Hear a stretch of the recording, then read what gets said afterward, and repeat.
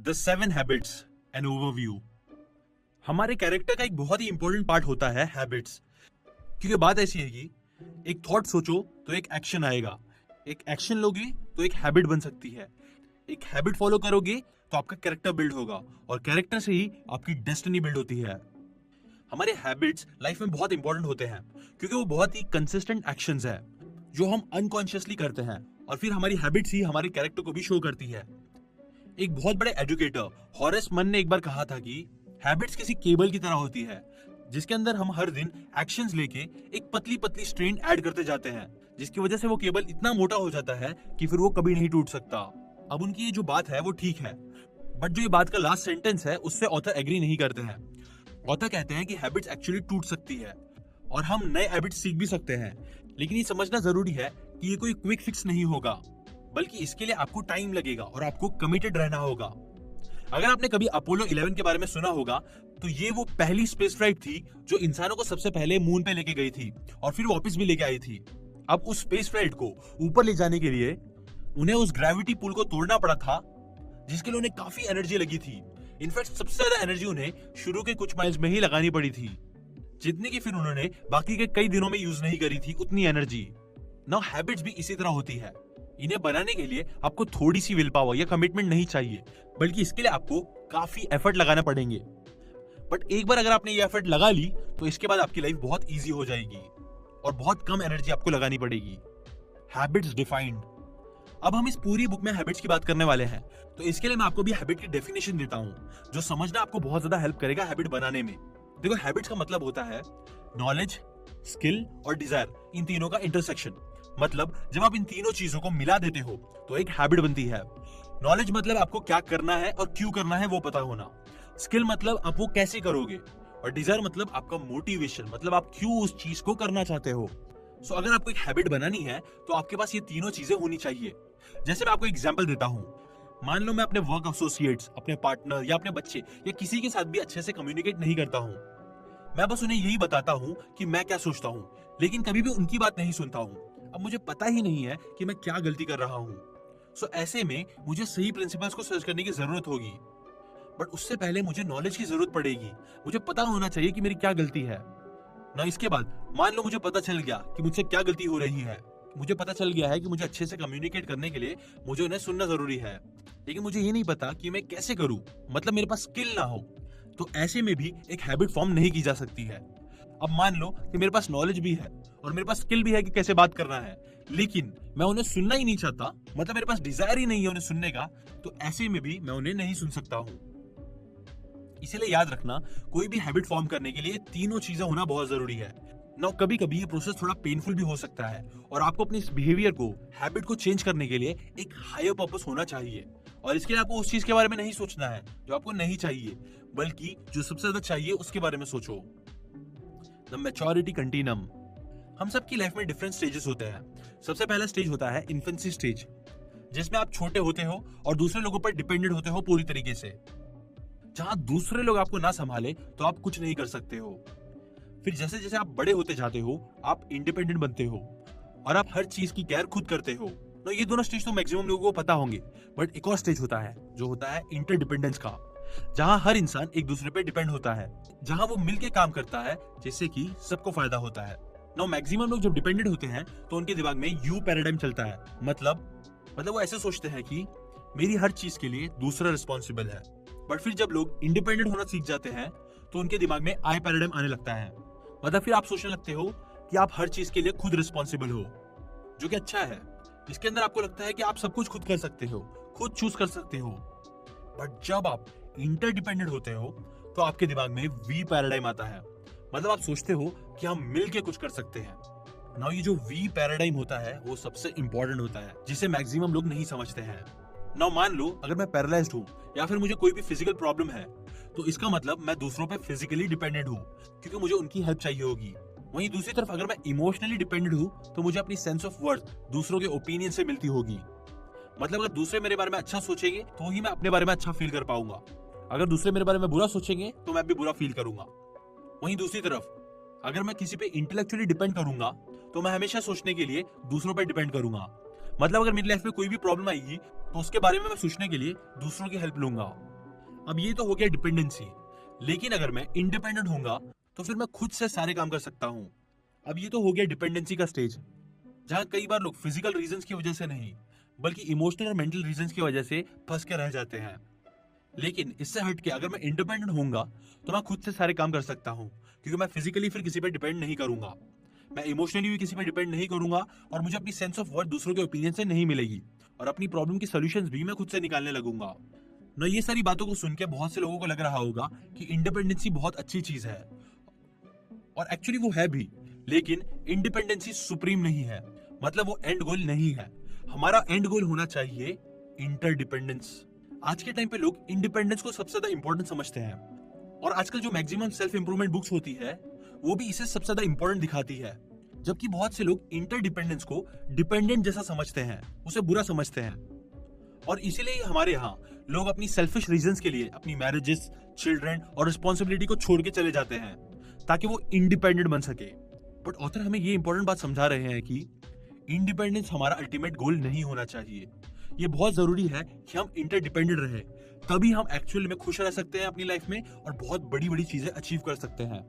देखो, इंडिपेंडेंट लोगों की प्रॉब्लम ये है कि वो अकेले तो अच्छे से काम कर सकते हैं, लेकिन वो कभी भी अच्छे लीडर नहीं बन सकते हैं, कभी भी टीम के साथ अच्छे से परफॉर्म नहीं कर पाते हैं, जो एक्चुअली बहुत ज्यादा जरूरी होता है लाइफ में बड़ा इंसान बनने के लिए। प्लस ये लोग कभी भी फिर मैरिज में, अपनी फैमिली में, अपने ऑर्गेनाइजेशन में एक सक्सेसफुल इंसान नहीं बन सकते हैं। ना ये बात याद रखना कि हमारी लाइफ बहुत ज्यादा इंटरडिपेंडेंट है, यहाँ पे हर चीज एक दूसरे पे डिपेंड करती है, और अगर आप यहाँ पे हर चीज में इंडिपेंडेंस चाहोगे तो ये ऑथर बोलते हैं वैसे ही हो गया जैसे एक गोल्फ क्लब से टेनिस खेलना, जो बहुत मुश्किल होगा, इनफैक्ट स्टूपिड होगा। तो दोस्तों, इंटरडिपेंडेंस एक बहुत ही एडवांस कॉन्सेप्ट है। जैसे अगर समझो मैं इंटरडिपेंडेंट हूँ तो इसका मतलब ये है कि मैं अपने काम खुद से करता हूँ, लेकिन मैं ये भी जानता हूँ कि अगर मैं और आप मिलके काम करें तो हम बहुत अच्छे रिजल्ट्स प्रोड्यूस कर सकते हैं, उतने अच्छे जितने शायद मैं अकेला ना कर पाऊँ। जैसे कि फॉर एग्जाम्पल, अगर मैं फिजिकली इंटरडिपेंडेंट हूँ तो इसका मतलब ये है कि मैं अपने काम खुद से कर सकता हूँ, लेकिन मैं ये भी जानता हूँ कि अगर मैं और आप मिलके काम करेंगे वही सेम काम, तो हम बहुत ज्यादा अच्छे रिजल्ट्स प्रोड्यूस कर सकते हैं, जितने मैं अकेले शायद कभी ना कर पाऊँ। वैसे ही अगर मैं इमोशनली इंटरडिपेंडेंट हूँ तो इसका मतलब ये है कि मुझे खुद की अपनी सेंस ऑफ वर्थ पता है, लेकिन मैं ये भी जानता हूँ कि मुझे दूसरों की प्यार की जरूरत है। अगर मैं इंटेलेक्चुअली इंटरडिपेंडेंट हूँ तो मैं ये जानता हूँ कि मुझे अपनी सोच के साथ दूसरे लोगों की सोच की भी जरूरत है, उनके एक्सपीरियंस और विजडम की भी जरूरत है, but at the end decision मुझे ही लेने पड़ेंगे। मैं किसी और के लिए डिपेंड नहीं हो सकता उस चीज के लिए। देखो दोस्तों, एक इंटरडिपेंडेंट पर्सन वो होता है जो दूसरों के काम आता है और दूसरे लोग उसके काम आते हैं। अब एक चीज जो ऑथर इस बुक में बताते हैं वो ये है कि इंटरडिपेंडेंट वही इंसान बन सकता है जो इंडिपेंडेंट हो। डिपेंडेंट लोग कभी भी इंटरडिपेंडेंट नहीं बन सकते हैं, क्योंकि उनका कैरेक्टर अभी तक इतना डेवलप नहीं हुआ होता है। इसीलिए इस बुक में मैं आपके साथ जो हैबिट शेयर करने वाला हूं, उनमें से हैबिट नंबर 1, 2 एंड 3 आपको डिपेंडेंस से इंडिपेंडेंस पे ले जाने के लिए हेल्प करेंगे, जिसे ऑथर प्राइवेट विक्ट्रीज भी कहते हैं। क्योंकि एक बार आप इंडिपेंडेंट बन जाओ, इसके बाद आपके पास एक स्ट्रॉन्ग बेस होगा और फिर आप इंटरडिपेंडेंट भी बन सकते हो इजीली, जिसके लिए फिर ऑथर ने हमें हैबिट नंबर 4, हैबिट नंबर 5 और हैबिट नंबर 6 बताई है। अब इसका मतलब ये नहीं है कि आप हैबिट नंबर 1, 2 और 3 अप्लाई किए बगैर बाकी की हैबिट्स को फॉलो नहीं कर सकते। आप कर सकते हो, लेकिन ऑथर ने इस हैबिट्स को ऐसे सीक्वेंस में बनाया है ताकि आप ठीक से ग्रो कर सको। हैबिट नंबर 7 इस बुक की लास्ट हैबिट है, और ये हैबिट फॉलो करके आप लाइफ के 4 मेन एरियाज पे काम कर सकते हो, जो आपको आगे बढ़ने में बहुत ज्यादा हेल्प करेंगे, जो मैक्सिमम लोग नहीं कर पाते हैं। उन 4 एरियाज के बारे में मैं आपको आगे बताऊंगा, और इस हैबिट को फॉलो करके आप बाकी बचे 6 हैबिट्स को भी बहुत अच्छे से फॉलो कर पाओगे। ये आखिरी हैबिट आपको कंटिन्यूअस इंप्रूवमेंट में बहुत ज्यादा हेल्प करेगी, इसलिए स्टार्ट से एंड तक हर हैबिट बहुत ज्यादा जरूरी है। ऑथर कहते हैं कि जो 7 हैबिट्स है वो बहुत ही इफेक्टिव है, क्योंकि हैबिट्स प्रिंसिपल बेस्ड है। ये आपको मैक्सिमम लॉन्ग टर्म रिजल्ट्स दिखाएगी, साथ ही आपका कैरेक्टर का पार्ट बन जाएगी, और आप एक ऐसे इंसान बन पाओगे जो प्रॉब्लम्स को सॉल्व करके उन्हें अपनी अपॉर्चुनिटीज बना सकेगा और कंटिन्यूअस लर्न कर सकेगा। ऑथर इन हैबिट्स को इफेक्टिव इसलिए कहते हैं क्योंकि एक नेचुरल लॉ पर बेस्ड है, जिसे ऑथर कहते हैं P/PC बैलेंस। ये एक बहुत ही इंपॉर्टेंट लॉ है, क्योंकि बहुत से लोग इसे फॉलो नहीं करते हैं और फिर वो लाइफ में अपने बहुत सारे नेगेटिव कॉन्सिक्वेंसेस फेस करते हैं। तो ये लॉ बेसिकली क्या है? इस लॉ को समझने के लिए ऑथर ने हमें एक स्टोरी बताई है, जो मैं आपको बताता हूं ताकि आप ये लॉ अच्छे से समझ सको। ये स्टोरी एक गरीब किसान की है, जिसके हाथ में एक बार मुर्गी लगती है, और ये मुर्गी सोने के अंडे देती है। फार्मर को ये देख के यकीन नहीं आता कि अंडे सोने के हैं सच में। अब वो बहुत खुश होता है और मुर्गी को अपने पास रख लेता है। मुर्गी इसी तरह हर दिन सोने के अंडे देते रहती है। जिससे वो बहुत ज्यादा अमीर बनने लगता है। बट जैसे जैसे उसकी अमीरी बढ़ती जाती है, उसका लालच भी बढ़ता जाता है। उसे इतना सब्र नहीं होता कि वो हर दिन एक एक अंडे का वेट करे। इसलिए वो डिसाइड करता है कि वो उस मुर्गी को काट देगा, मार देगा और उसके सारे अंडे निकाल लेगा। लेकिन जब ऑब्वियसली वो मुर्गी को मार देता है तो उसके अंदर से अंडे नहीं निकलते, जिससे वो सोने की मुर्गी भी खो देता है और सारे अंडे भी जो उसे फ्यूचर में मिल सकते थे। अब इस स्टोरी से हमें इफेक्टिवनेस की डेफिनेशन मिलती है। बहुत से लोग इफेक्टिवनेस को सिर्फ गोल्डन एग्स की नजर से देखते हैं। वो सोचते हैं कि अगर आप ज्यादा प्रोड्यूस करोगे, ज्यादा रिजल्ट्स दोगे तो ही आप इफेक्टिव बन सकते हो। लेकिन जैसे हमें ये स्टोरी बताती है कि इफेक्टिवनेस दो चीजों से आती है। पहली चीज ये है कि क्या प्रोड्यूस हो रहा है, मतलब गोल्डन एग्स, और सेकंड चीज ये है कि प्रोड्यूसिंग एसेट्स, मतलब वो मुर्गी।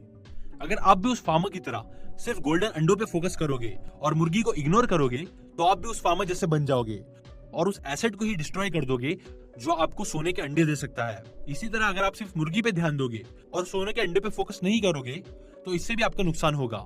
इफेक्टिवनेस हमें यह सिखाती है कि आपको इन दोनों चीजों के बीच में बैलेंस रखना चाहिए, जिसे ऑथर P/PC बैलेंस कहते हैं। P मतलब प्रोडक्शन ऑफ डिजायर रिजल्ट्स, मतलब जो चीज आप चाहते हो उसे प्रोड्यूस करना, और PC मतलब प्रोडक्शन कैपेबिलिटी, मतलब वो एबिलिटी या फिर वो एसेट जो आपको चीजें प्रोड्यूस करके दे। 3 काइंड्स ऑफ एसेट। बेसिकली हमारे पास 3 टाइप के एसेट्स होते हैं, फिजिकल, फाइनेंशियल और ह्यूमन एसेट्स। हम इन तीनों को एक एक करके समझते हैं। कुछ साल पहले ऑथर ने एक फिजिकल एसेट खरीदा था, बेसिकली एक लॉन मोवर जिससे ग्रास कटती है। अब ऑथर ने उस लॉन मोवर को काफी टाइम तक यूज किया लेकिन उसे मेंटेन नहीं किया, जिसकी वजह से 2 सीजन बाद ही वो टूटने लगा। जब ऑथर ने उसे ठीक कराने की कोशिश करी तो उसे पता चला कि उस लॉन मोवर के इंजन में आधी से ज्यादा पावर खत्म हो चुकी है और अब वो किसी काम का नहीं है। नाउ इस एग्जांपल में ऑथर ने उस पीसी मतलब लॉन मोवर को मेंटेन नहीं किया, और अगर वो उसे मेंटेन करते तो वो अब तक उसका पी भी एंजॉय करते, मतलब एक अच्छे से कटा हुआ लॉन। देखो दोस्तों, हम शॉर्ट टर्म रिजल्ट्स के लिए अक्सर ये गलती करते हैं जहां हम अपने महंगे एसेट्स को मेंटेन नहीं करते, जैसे हमारी कार, कंप्यूटर, वॉशर, इवन सबसे मेन हमारी ह्यूमन बॉडी या फिर एनवायरनमेंट जैसी चीजें भी मेंटेन नहीं करते, जिसकी वजह से हम पी एंड पीसी को बैलेंस में नहीं रखते। जबकि अगर हम पी एंड पीसी को बैलेंस में रखेंगे तो इससे हमारे फिजिकल एसेट्स पे बहुत पॉजिटिव इंपैक्ट पड़ेगा और हर चीज पे। इसी तरह हमारे फाइनेंशियल एसेट्स का भी यही है। आपका सबसे बड़ा फाइनेंशियल एसेट है आप खुद, क्योंकि आप ही पैसे अर्न कर सकते हो। अगर हम अपने आप को ही इंप्रूव करने के लिए कुछ नहीं करेंगे तो अगेन इससे हमारे ही नुकसान होगा, क्योंकि फिर हम उस सोने की मुर्गी जैसे बन जाएंगे जो एक्चुअली में तो बहुत सोने के अंडे दे सकता है, बट अगर हम अपना ही ख्याल नहीं रखें, सेल्फ इंप्रूव ना करें तो वो हमें अपने आप को काटने जैसा होगा ना। ऑथर बोलते हैं जो ह्यूमन एसेट है उनमें भी P/PC बैलेंस होना बहुत जरूरी है। जैसे जब 2 लोग शादी करते हैं तो वो गोल्डन एग्स ढूंढते हैं, मतलब उनका फोकस उन फायदों पर होता है जो उन्हें उनकी शादी से मिलेगा, बट वो पीसी पे इतना ध्यान नहीं देते, मतलब वो रिलेशन जो उसे पॉसिबल बनाता है। वो अक्सर अपने उस रिलेशनशिप पे ध्यान नहीं देते, मतलब वो काइंडनेस, सेंसिटिविटी जो हस्बैंड वाइफ में होनी चाहिए उस पर बिल्कुल ध्यान नहीं देते। उनके बीच में जो प्यार होता है, जो सॉफ्टनेस होती है, वो दिन ब दिन खत्म होती जाती है, जो फिर उनके रिलेशनशिप को खराब करती जाती है। नो, यही चीज पेरेंट्स और चिल्ड्रन के रिलेशनशिप में भी देखने मिलती है। जब बच्चे छोटे होते हैं तो वो पेरेंट्स पे बहुत ज्यादा डिपेंडेंट होते हैं और उस टाइम पे पेरेंट्स पीसी पे ध्यान नहीं देते, मतलब उनकी जो ट्रेनिंग होती है उस पे ध्यान नहीं देते और अपनी पावर्स का यूज करके उन्हें जो चाहिए वो उनसे हासिल कर लेते हैं। ना ये करने से ऑथर बोलते हैं कि आप जो चाहते हो वो तो आपको मिलता है, बट जो मुर्गी है उसके साथ क्या होता है, मतलब वो जो आपके बच्चे हैं उनके अंदर की रिस्पॉन्सिबिलिटी, डिसिप्लिन या फिर कुछ भी ऐसा डेवलप नहीं होता है जो जरूरी होता है। मतलब आप खुद सोचो, जब वो बड़े हो जाएंगे और उन्हें कोई प्रॉब्लम होगी तो क्या वो आपके बारे में अच्छा सोचेंगे? क्या वो ये सोचेंगे कि आप उनकी बात सुनोगे, उन्हें समझोगे, उनके बारे में केयर करोगे? क्या वो आप पे ट्रस्ट करेंगे? क्या आप दोनों का रिलेशनशिप इतना स्ट्रांग होगा? क्या आप एक दूसरे से ठीक से कम्युनिकेट भी कर पाओगे? जैसे कि मैं आपको ये चीज एक एग्जांपल से समझाता हूँ। मान लो आप चाहते हो कि आपकी बेटी अपना रूम साफ करे, तो आपकी बेटी हो गई पीसी, मतलब आपकी प्रोडक्शन कैपेसिटी, क्योंकि वो ही करने वाली है आपका रूम साफ। दोनों पे ठीक से फोकस करोगे, मतलब आप रूम को साफ करने पर भी ध्यान दोगे, प्लस आप अपनी बेटी का भी ध्यान रखोगे कि वो भी खुश है, वो भी अच्छे से रहे। दोनों का सही से बैलेंस करोगे तो ही आपकी बेटी खुशी से अपना रूम साफ करेगी। तभी ऐसा होगा कि आपको उसे रिमाइंड करने की भी जरूरत नहीं होगी, क्योंकि उसके अंदर फिर इतना डिसिप्लिन पैदा हो जाएगा कि वो खुद सब कुछ कर ले। यानी वो एक वैल्यूएबल एसेट होगी जो आपको प्रोडक्शन करके दे रही होगी। नाउ आई नो ये एग्जांपल थोड़ा सुनने में आपको वियर्ड लग रहा होगा, बट सिर्फ समझने के लिए चीज को समझो। लेकिन अब मान लो कि आपका सारा ध्यान प्रोडक्शन पे है, पी पे है, मतलब आप सिर्फ रूम क्लीन करवाना चाहते हो, तो हो सकता है कि आप कॉन्स्टेंटली अपनी बेटी को डांटो, उसे क्रिटिसाइज करो, सिर्फ इसलिए ताकि वो रूम क्लीन करे। लेकिन इस सिचुएशन में आप उस पीसी मतलब अपनी बेटी को भूल चुके हो, आप उसके बारे में नहीं सोच रहे हो, आप ये नहीं समझ रहे हो कि शायद उसे कुछ प्रॉब्लम हो रही है अभी, और आपको सिर्फ गोल्डन एक्स चाहिए, जो सही नहीं होता ना। ऑथर ने इस बुक में एग्जाम्पल शेयर करा है जिससे हमें अगेन ये पता चलता है कि कैसे इन दोनों चीजों का बैलेंस रखना बहुत जरूरी है। ये एग्जाम्पल खुद ऑथर ने अपनी रियल लाइफ से शेयर करी है। ऑथर अपने सारे बच्चों के साथ प्राइवेट डेट्स पे जाते थे, मतलब अपने हर बच्चों को अलग अलग बाहर उनकी पसंद की जगह पे लेके जाते थे। और एक दिन वो अपनी बेटी के पास गए और उनसे कहा, हनी आज तुम्हारी बारी है, बताओ तुम्हें कहाँ जाना है। तो उनकी बेटी ने रिप्लाई करा कि नहीं डैड, मुझे नहीं जाना है, इट्स ओके। तो ऑथर ने अगेन उससे पूछा, बताओ ना बेटा तुम्हें कहाँ जाना है। उनकी बेटी ने कहा कि जो मैं करना चाहती हूँ वो आप नहीं करना चाहते। तो ऑथर ने कहा, हनी मैं करूंगा, तुम जो चाहोगे मैं वो करूंगा, बस बताओ। तो इसके बाद उनकी बेटी ने कहा, मुझे स्टार वॉर्स देखनी है, लेकिन मुझे पता है कि आपको स्टार वॉर नहीं पसंद है, लास्ट टाइम भी आप सो गए थे वहां पे, मुझे पता है कि आपको ये फैंटेसी मूवीज पसंद नहीं है, इट्स ओके डैड। जिसके बाद ऑथर ने कहा, अगर तुम ये करना चाहती हो तो इट्स ओके, मैं भी करूंगा, डोंट वरी बेटा। जिसके बाद उनकी बेटी ने अगेन कहा, डोंट वरी डैड, हमारा जाना जरूरी नहीं है, आपको पता है आपको स्टार वॉर्स क्यों नहीं पसंद है, क्योंकि आप जेडी नाइट की ट्रेनिंग को, उसकी फिलॉसफी को नहीं समझते। जो चीजें आप दूसरों को सिखाते हैं वही चीजें जेडी नाइट की ट्रेनिंग में भी होती है। ये सुनकर ऑथर ने कहा, रियली, चलो हम स्टार वॉर्स देखने चलते हैं। और फिर वो स्टार वॉर्स देखने गए। जिसके बाद ऑथर अपनी बेटी के साथ बराबर बैठे, उन्होंने पूरी मूवी देखी, जिसके साथ ही ऑथर अपनी बेटी से सीख भी रहे थे। जहां उनकी बेटी टीचर थी और वो स्टूडेंट थे। जिसके बाद उन्होंने जेडी नाइट की ट्रेनिंग को और फिलॉसफी के बारे में बहुत कुछ सीखा। अब इस सिचुएशन में पी प्लान्ड नहीं था, मतलब ऑथर ने प्लान नहीं किया था कि उन्हें ये चीज सीखनी है, बट स्टिल उन्हें एक्सपीरियंस एंजॉय करा क्योंकि उन्होंने पीसी को मेंटेन रखा। मतलब उन्होंने अपनी बेटी पे फोकस रखा कि वो क्या चाहती है, ना कि बस इस पे फोकस करा कि उन्हें बाहर जाना है, बस और कुछ नहीं। ना तो ये एग्जाम्पल बहुत अच्छी चीज सिखाता है।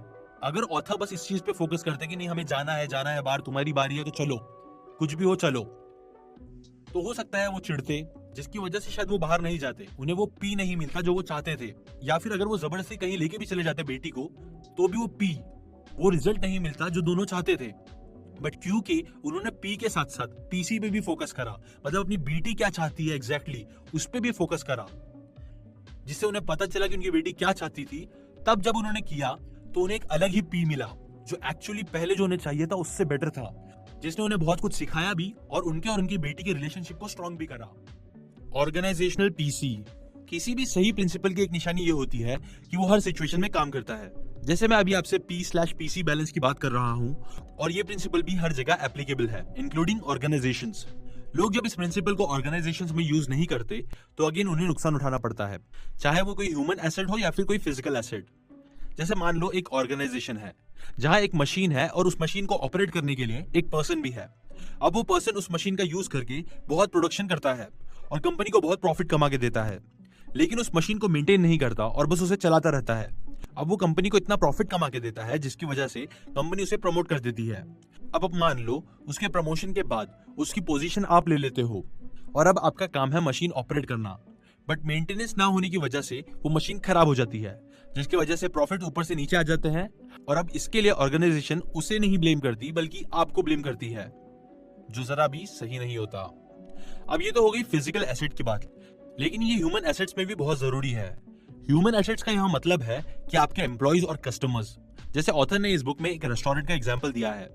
इस रेस्टोरेंट में एक क्लैम शार्टर मिलता है जो कि एक टाइप का सूप होता है, और जिस रेस्टोरेंट में लंच के टाइम पे कस्टमर्स भरे होते हैं। फिर कुछ टाइम बाद वो रेस्टोरेंट बिक जाता है और एक नया ओनर आ जाता है। वो ओनर आया है और फिर कुछ टाइम बाद उस रेस्टोरेंट के कस्टमर्स कम होने लगते हैं। क्यों? बिकॉज इसका रीजन ये है कि वो नया ओनर कस्टमर्स पे ध्यान नहीं देता था। उन्होंने सूप की क्वालिटी भी कम कर दी थी, खराब कर दी थी, जिसकी वजह से उन्होंने अपने कस्टमर्स का ट्रस्ट भी तोड़ दिया था, और यही रीजन था कस्टमर्स के कम होने का। इसी तरह बहुत से बिजनेस ओनर्स ये भी कहते हैं कि उन्हें अच्छे एम्प्लॉयज नहीं मिलते, बट अगेन उन एम्प्लॉयर्स के पैराडाइम्स और उनका एटीट्यूड सिर्फ गोल्डन एग्स मतलब रिजल्ट्स पे फोकस करता है, और वो अपने एम्प्लॉयज पे इतना ध्यान नहीं देते, जिसकी वजह से उन्हें अच्छे एम्प्लॉयज नहीं मिलते, या मिलते भी है तो ज्यादा टाइम टिकते नहीं। इसलिए याद रखना कि इफेक्टिवनेस उसी वक्त आती है जब पी और पीसी बैलेंस होता है। जैसे अगर कोई पर्सन स्कूल जाए बट अपनी लाइफ में कुछ ना करे, तो ये पर्सन सिर्फ पीसी पे फोकस कर रहा है। इसलिए याद रखना कि दोनों का बैलेंस बहुत जरूरी है। अगर आप इन दोनों में बैलेंस रखते हो तो आप ग्रेड्स भी ला सकते हो अच्छे, और फिर अपनी एजुकेशन से फायदा भी उठा सकते हो। अगर आप इन दोनों में बैलेंस रखते हो तो अगेन आपको एक क्लीन रूम भी मिलेगा, और आपके बच्चे भी आपके साथ अच्छे से रहेंगे, आपके रिलेशनशिप्स भी अच्छे होंगे जहां वो खुद से काम करेंगे। P/PC बैलेंस आपके लॉन्ग टर्म और शॉर्ट टर्म गोल्स को मैनेज करता है। इसलिए याद रखना कि ये बैलेंस बहुत बहुत जरूरी है। How to use this book now. Habits पे आने से पहले ऑथर हमें एक और बात बताते हैं कि हमें इस बुक से ज्यादा कैसे सीखना चाहिए, और इसके लिए ऑथर ने 2 सजेशंस दिए हैं। नंबर 1, आप इसे ऐसी बुक बिल्कुल मत समझना जो सिर्फ आपको एक बार पढ़नी है और फिर शेल्फ में रख देनी है सड़ने के लिए। नहीं, इस बुक में जो मटेरियल है वो आपकी लॉन्ग टर्म ग्रोथ का पार्ट होगा।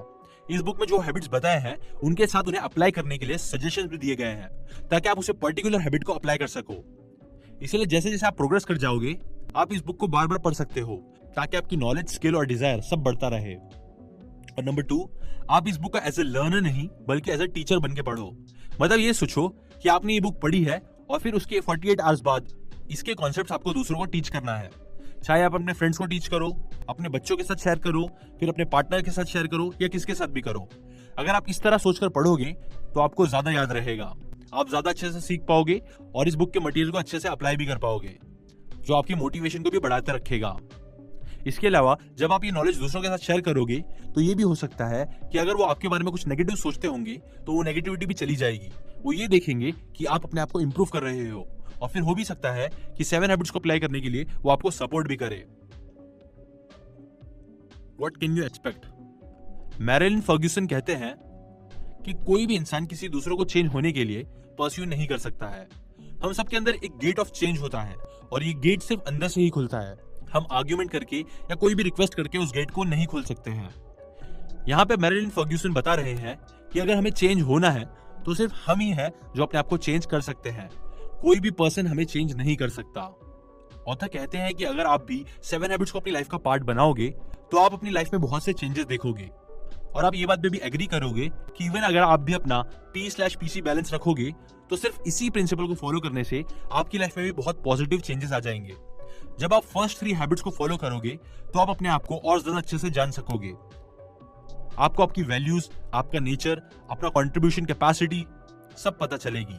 दूसरे के ओपिनियन से आपको फर्क नहीं पड़ेगा, इंस्टेड आप खुद को अपने आप से डिफाइन करोगे। साथ ही आप दूसरे लोगों के बारे में भी सोचोगे और उनके और अपने रिलेशनशिप्स के बारे में भी सोचोगे। इसके अलावा आपके अंदर चेंज होने की डिजायर भी ज्यादा हो जाएगी। फिर 3 हैबिट्स के बाद जब नेक्स्ट 3 हैबिट्स को फॉलो करोगे तो उससे आपके रिलेशनशिप्स बहुत ज्यादा इंप्रूव होंगे। आपके पास वो डिजायर और रिसोर्सेज आ जाएंगे जिससे आप अपने टूटे ब्रोकन रिलेशनशिप्स को भी सुधार सकोगे, और जो रिलेशनशिप्स ऑलरेडी अच्छे हैं उसे और ज्यादा इंप्रूव कर सकोगे। 7th हैबिट फॉलो करके आप बाकी सारी 6 हैबिट्स को बार बार अप्लाई कर सकोगे और एक इंडिपेंडेंट और इंटरडिपेंडेंट इंसान बन सकोगे। ऑथर कहते हैं कि आपकी प्रेजेंट सिचुएशन चाहे कुछ भी हो, ये बात याद रखना कि आपकी हैबिट्स चेंज हो सकती है और आप अपनी लाइफ में इफेक्टिव हैबिट्स ला सकते हो। इसीलिए इन हैबिट्स को अप्लाई करते वक्त गेट ऑफ चेंज खोलो और पेशेंटली इन हैबिट्स को अप्लाई करो। और याद रखना कि ये कोई क्विक फिक्स नहीं है, बट इससे जो आपको बेनिफिट्स होंगे वो आपको जरूर एनकरेज करेंगे बहुत ज्यादा लॉन्ग टर्म ग्रोथ के लिए। हे दोस्तों, the 7 habits of highly effective people by Stephen Covey, part 1, paradigms and principles. Inside out. Stephen Covey एक ऑथर और मोटिवेशनल स्पीकर है जो मोर देन 25 ईयर से इस फील्ड में काम कर रहे हैं, और अपने इस एक्सपीरियंस में उन्होंने कई सारे लोगों के साथ काम किया है, जैसे कि सक्सेसफुल और अनसक्सेसफुल बिजनेसमैन, यूनिवर्सिटीज के लोग, married couple, families etcetera etcetera. ना इन लोगों को कई सारे डिफरेंट प्रॉब्लम्स थे, और आई एम श्योर इनमें से कुछ प्रॉब्लम्स आपके भी होंगे। एग्जाम्पल, फर्स्ट, मैंने अपने करियर में कुछ बड़े गोल सेट नहीं करे हैं, मैं प्रोफेशनली इतना सक्सेसफुल नहीं हूं। वहीं दूसरी तरफ कुछ लोग बोलते हैं कि मैं सक्सेसफुल तो हूं, लेकिन उसकी वजह से मुझे पर्सनल और फैमिली लाइफ में बहुत प्रॉब्लम्स हो रही है। ऐसा लगता है जैसे मैं अपने बच्चे और बीवी को जानता तक नहीं हूं, और ऐसे ही कई फाइनेंशियल या फिर फैमिली रिलेटेड प्रॉब्लम्स। सेकंड, मैंने इस साल 5वीं बार डाइट शुरू करी है। मैं जानता हूं मैं ओवरवेट हूं और मैं चेंज भी होना चाहता हूं। मैं गोल्स भी सेट करता हूं, सारी इंफॉर्मेशन मुझे पता है, मेरा एटीट्यूड भी पॉजिटिव है, बट स्टिल मैं वो डाइट को फॉलो नहीं कर पाता हूं या उन बातों को फॉलो नहीं कर पाता हूं जो मैं सीखता हूं। थर्ड, मैंने टाइम मैनेजमेंट, सेल्फ मैनेजमेंट के ऊपर कई सारे कोर्सेज लिए हैं, बट वो काम नहीं करते। मैं अपने एम्प्लॉयज के साथ फ्रेंडली रहता हूं, उन्हें ठीक से ट्रीट करता हूँ, बट वो बिल्कुल लॉयल और रिस्पॉन्सिबल नहीं है। फोर्थ, मैं अपने बच्चों को काम की वैल्यू सिखाना चाहता हूँ, लेकिन उनसे कोई भी काम कराने के लिए मुझे उनके पीछे लगना पड़ता है। वो खुद से काम क्यों नहीं करते? ऐसी टाइप की कई अलग अलग प्रॉब्लम्स आज लोग फेस कर रहे हैं, और आई एम श्योर आपको भी लाइफ में ये प्रॉब्लम्स या ऐसे ही कुछ बड़ी छोटी प्रॉब्लम्स होती होगी लाइफ में, जहां आप कुछ अचीव करना चाहते होंगे बट वो नहीं हो पा रहा होगा। सो इसके बारे में ऑथर कहते हैं कि ये प्रॉब्लम एक्चुअली में बहुत डीप है, और समझने वाली बात यह है कि हम शॉर्टकट्स का यूज करके इन प्रॉब्लम्स को सॉल्व नहीं कर सकते, जो मैक्सिमम लोग करने का ट्राई करते हैं। जैसे कि ऑथर ने इस बुक में एग्जांपल दिया है, वो और उनकी वाइफ सैंड्रा कुछ ऐसी टाइप की प्रॉब्लम फेस कर रहे थे। उनका एक बेटा था स्कूल में जिससे बहुत प्रॉब्लम हो रही थी। एकेडमिकली वो अच्छा परफॉर्म नहीं कर रहा था, सोशली वो बहुत ऑकवर्ड था, और वो बहुत ही छोटा और स्किनी जैसा लड़का था। ना वो स्पोर्ट्स में अच्छा था, ना वो पढ़ाई में।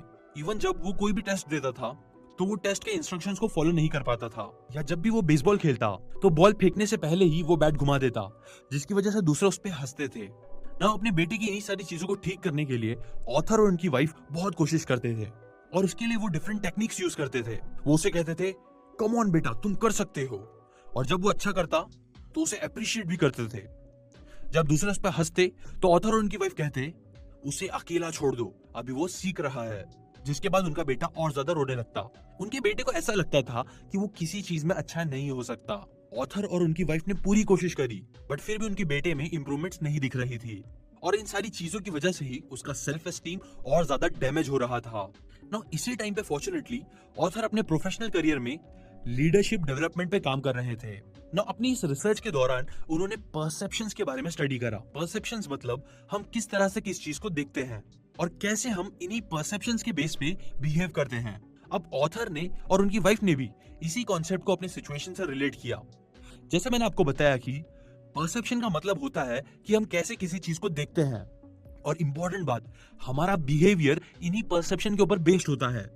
फॉर एग्जाम्पल, जैसे ऑथर और उनकी वाइफ का ये परसेप्शन था कि उनका बेटा इतना काबिल नहीं है और दूसरों से पीछे है, और उनका ये परसेप्शन, उनकी ये सोच मेन प्रॉब्लम थी, जिसकी वजह से ही वो चाहे अपने एक्शंस पे कितना भी काम कर ले और अपने बेटे से कुछ भी कह ले, उनके बेटे को इनडायरेक्टली यही लगता था, ये फील होता था कि तुम इस काबिल नहीं हो और हमें तुम्हें प्रोटेक्ट करने की जरूरत है। अब ये प्रॉब्लम को समझने के बाद ये बहुत जरूरी था कि ऑथर और उनकी वाइफ अपने परसेप्शंस को चेंज करे, जो फिर उन्होंने करा भी। The personality and character ethics. अपने करियर में इस टाइम ऑथर सक्सेस लिटरेचर को भी बहुत डीपली स्टडी कर रहे थे। वो उन सारी चीजों को स्टडी कर रहे थे जो 1776 से लेकर अभी तक पब्लिश हुई थी।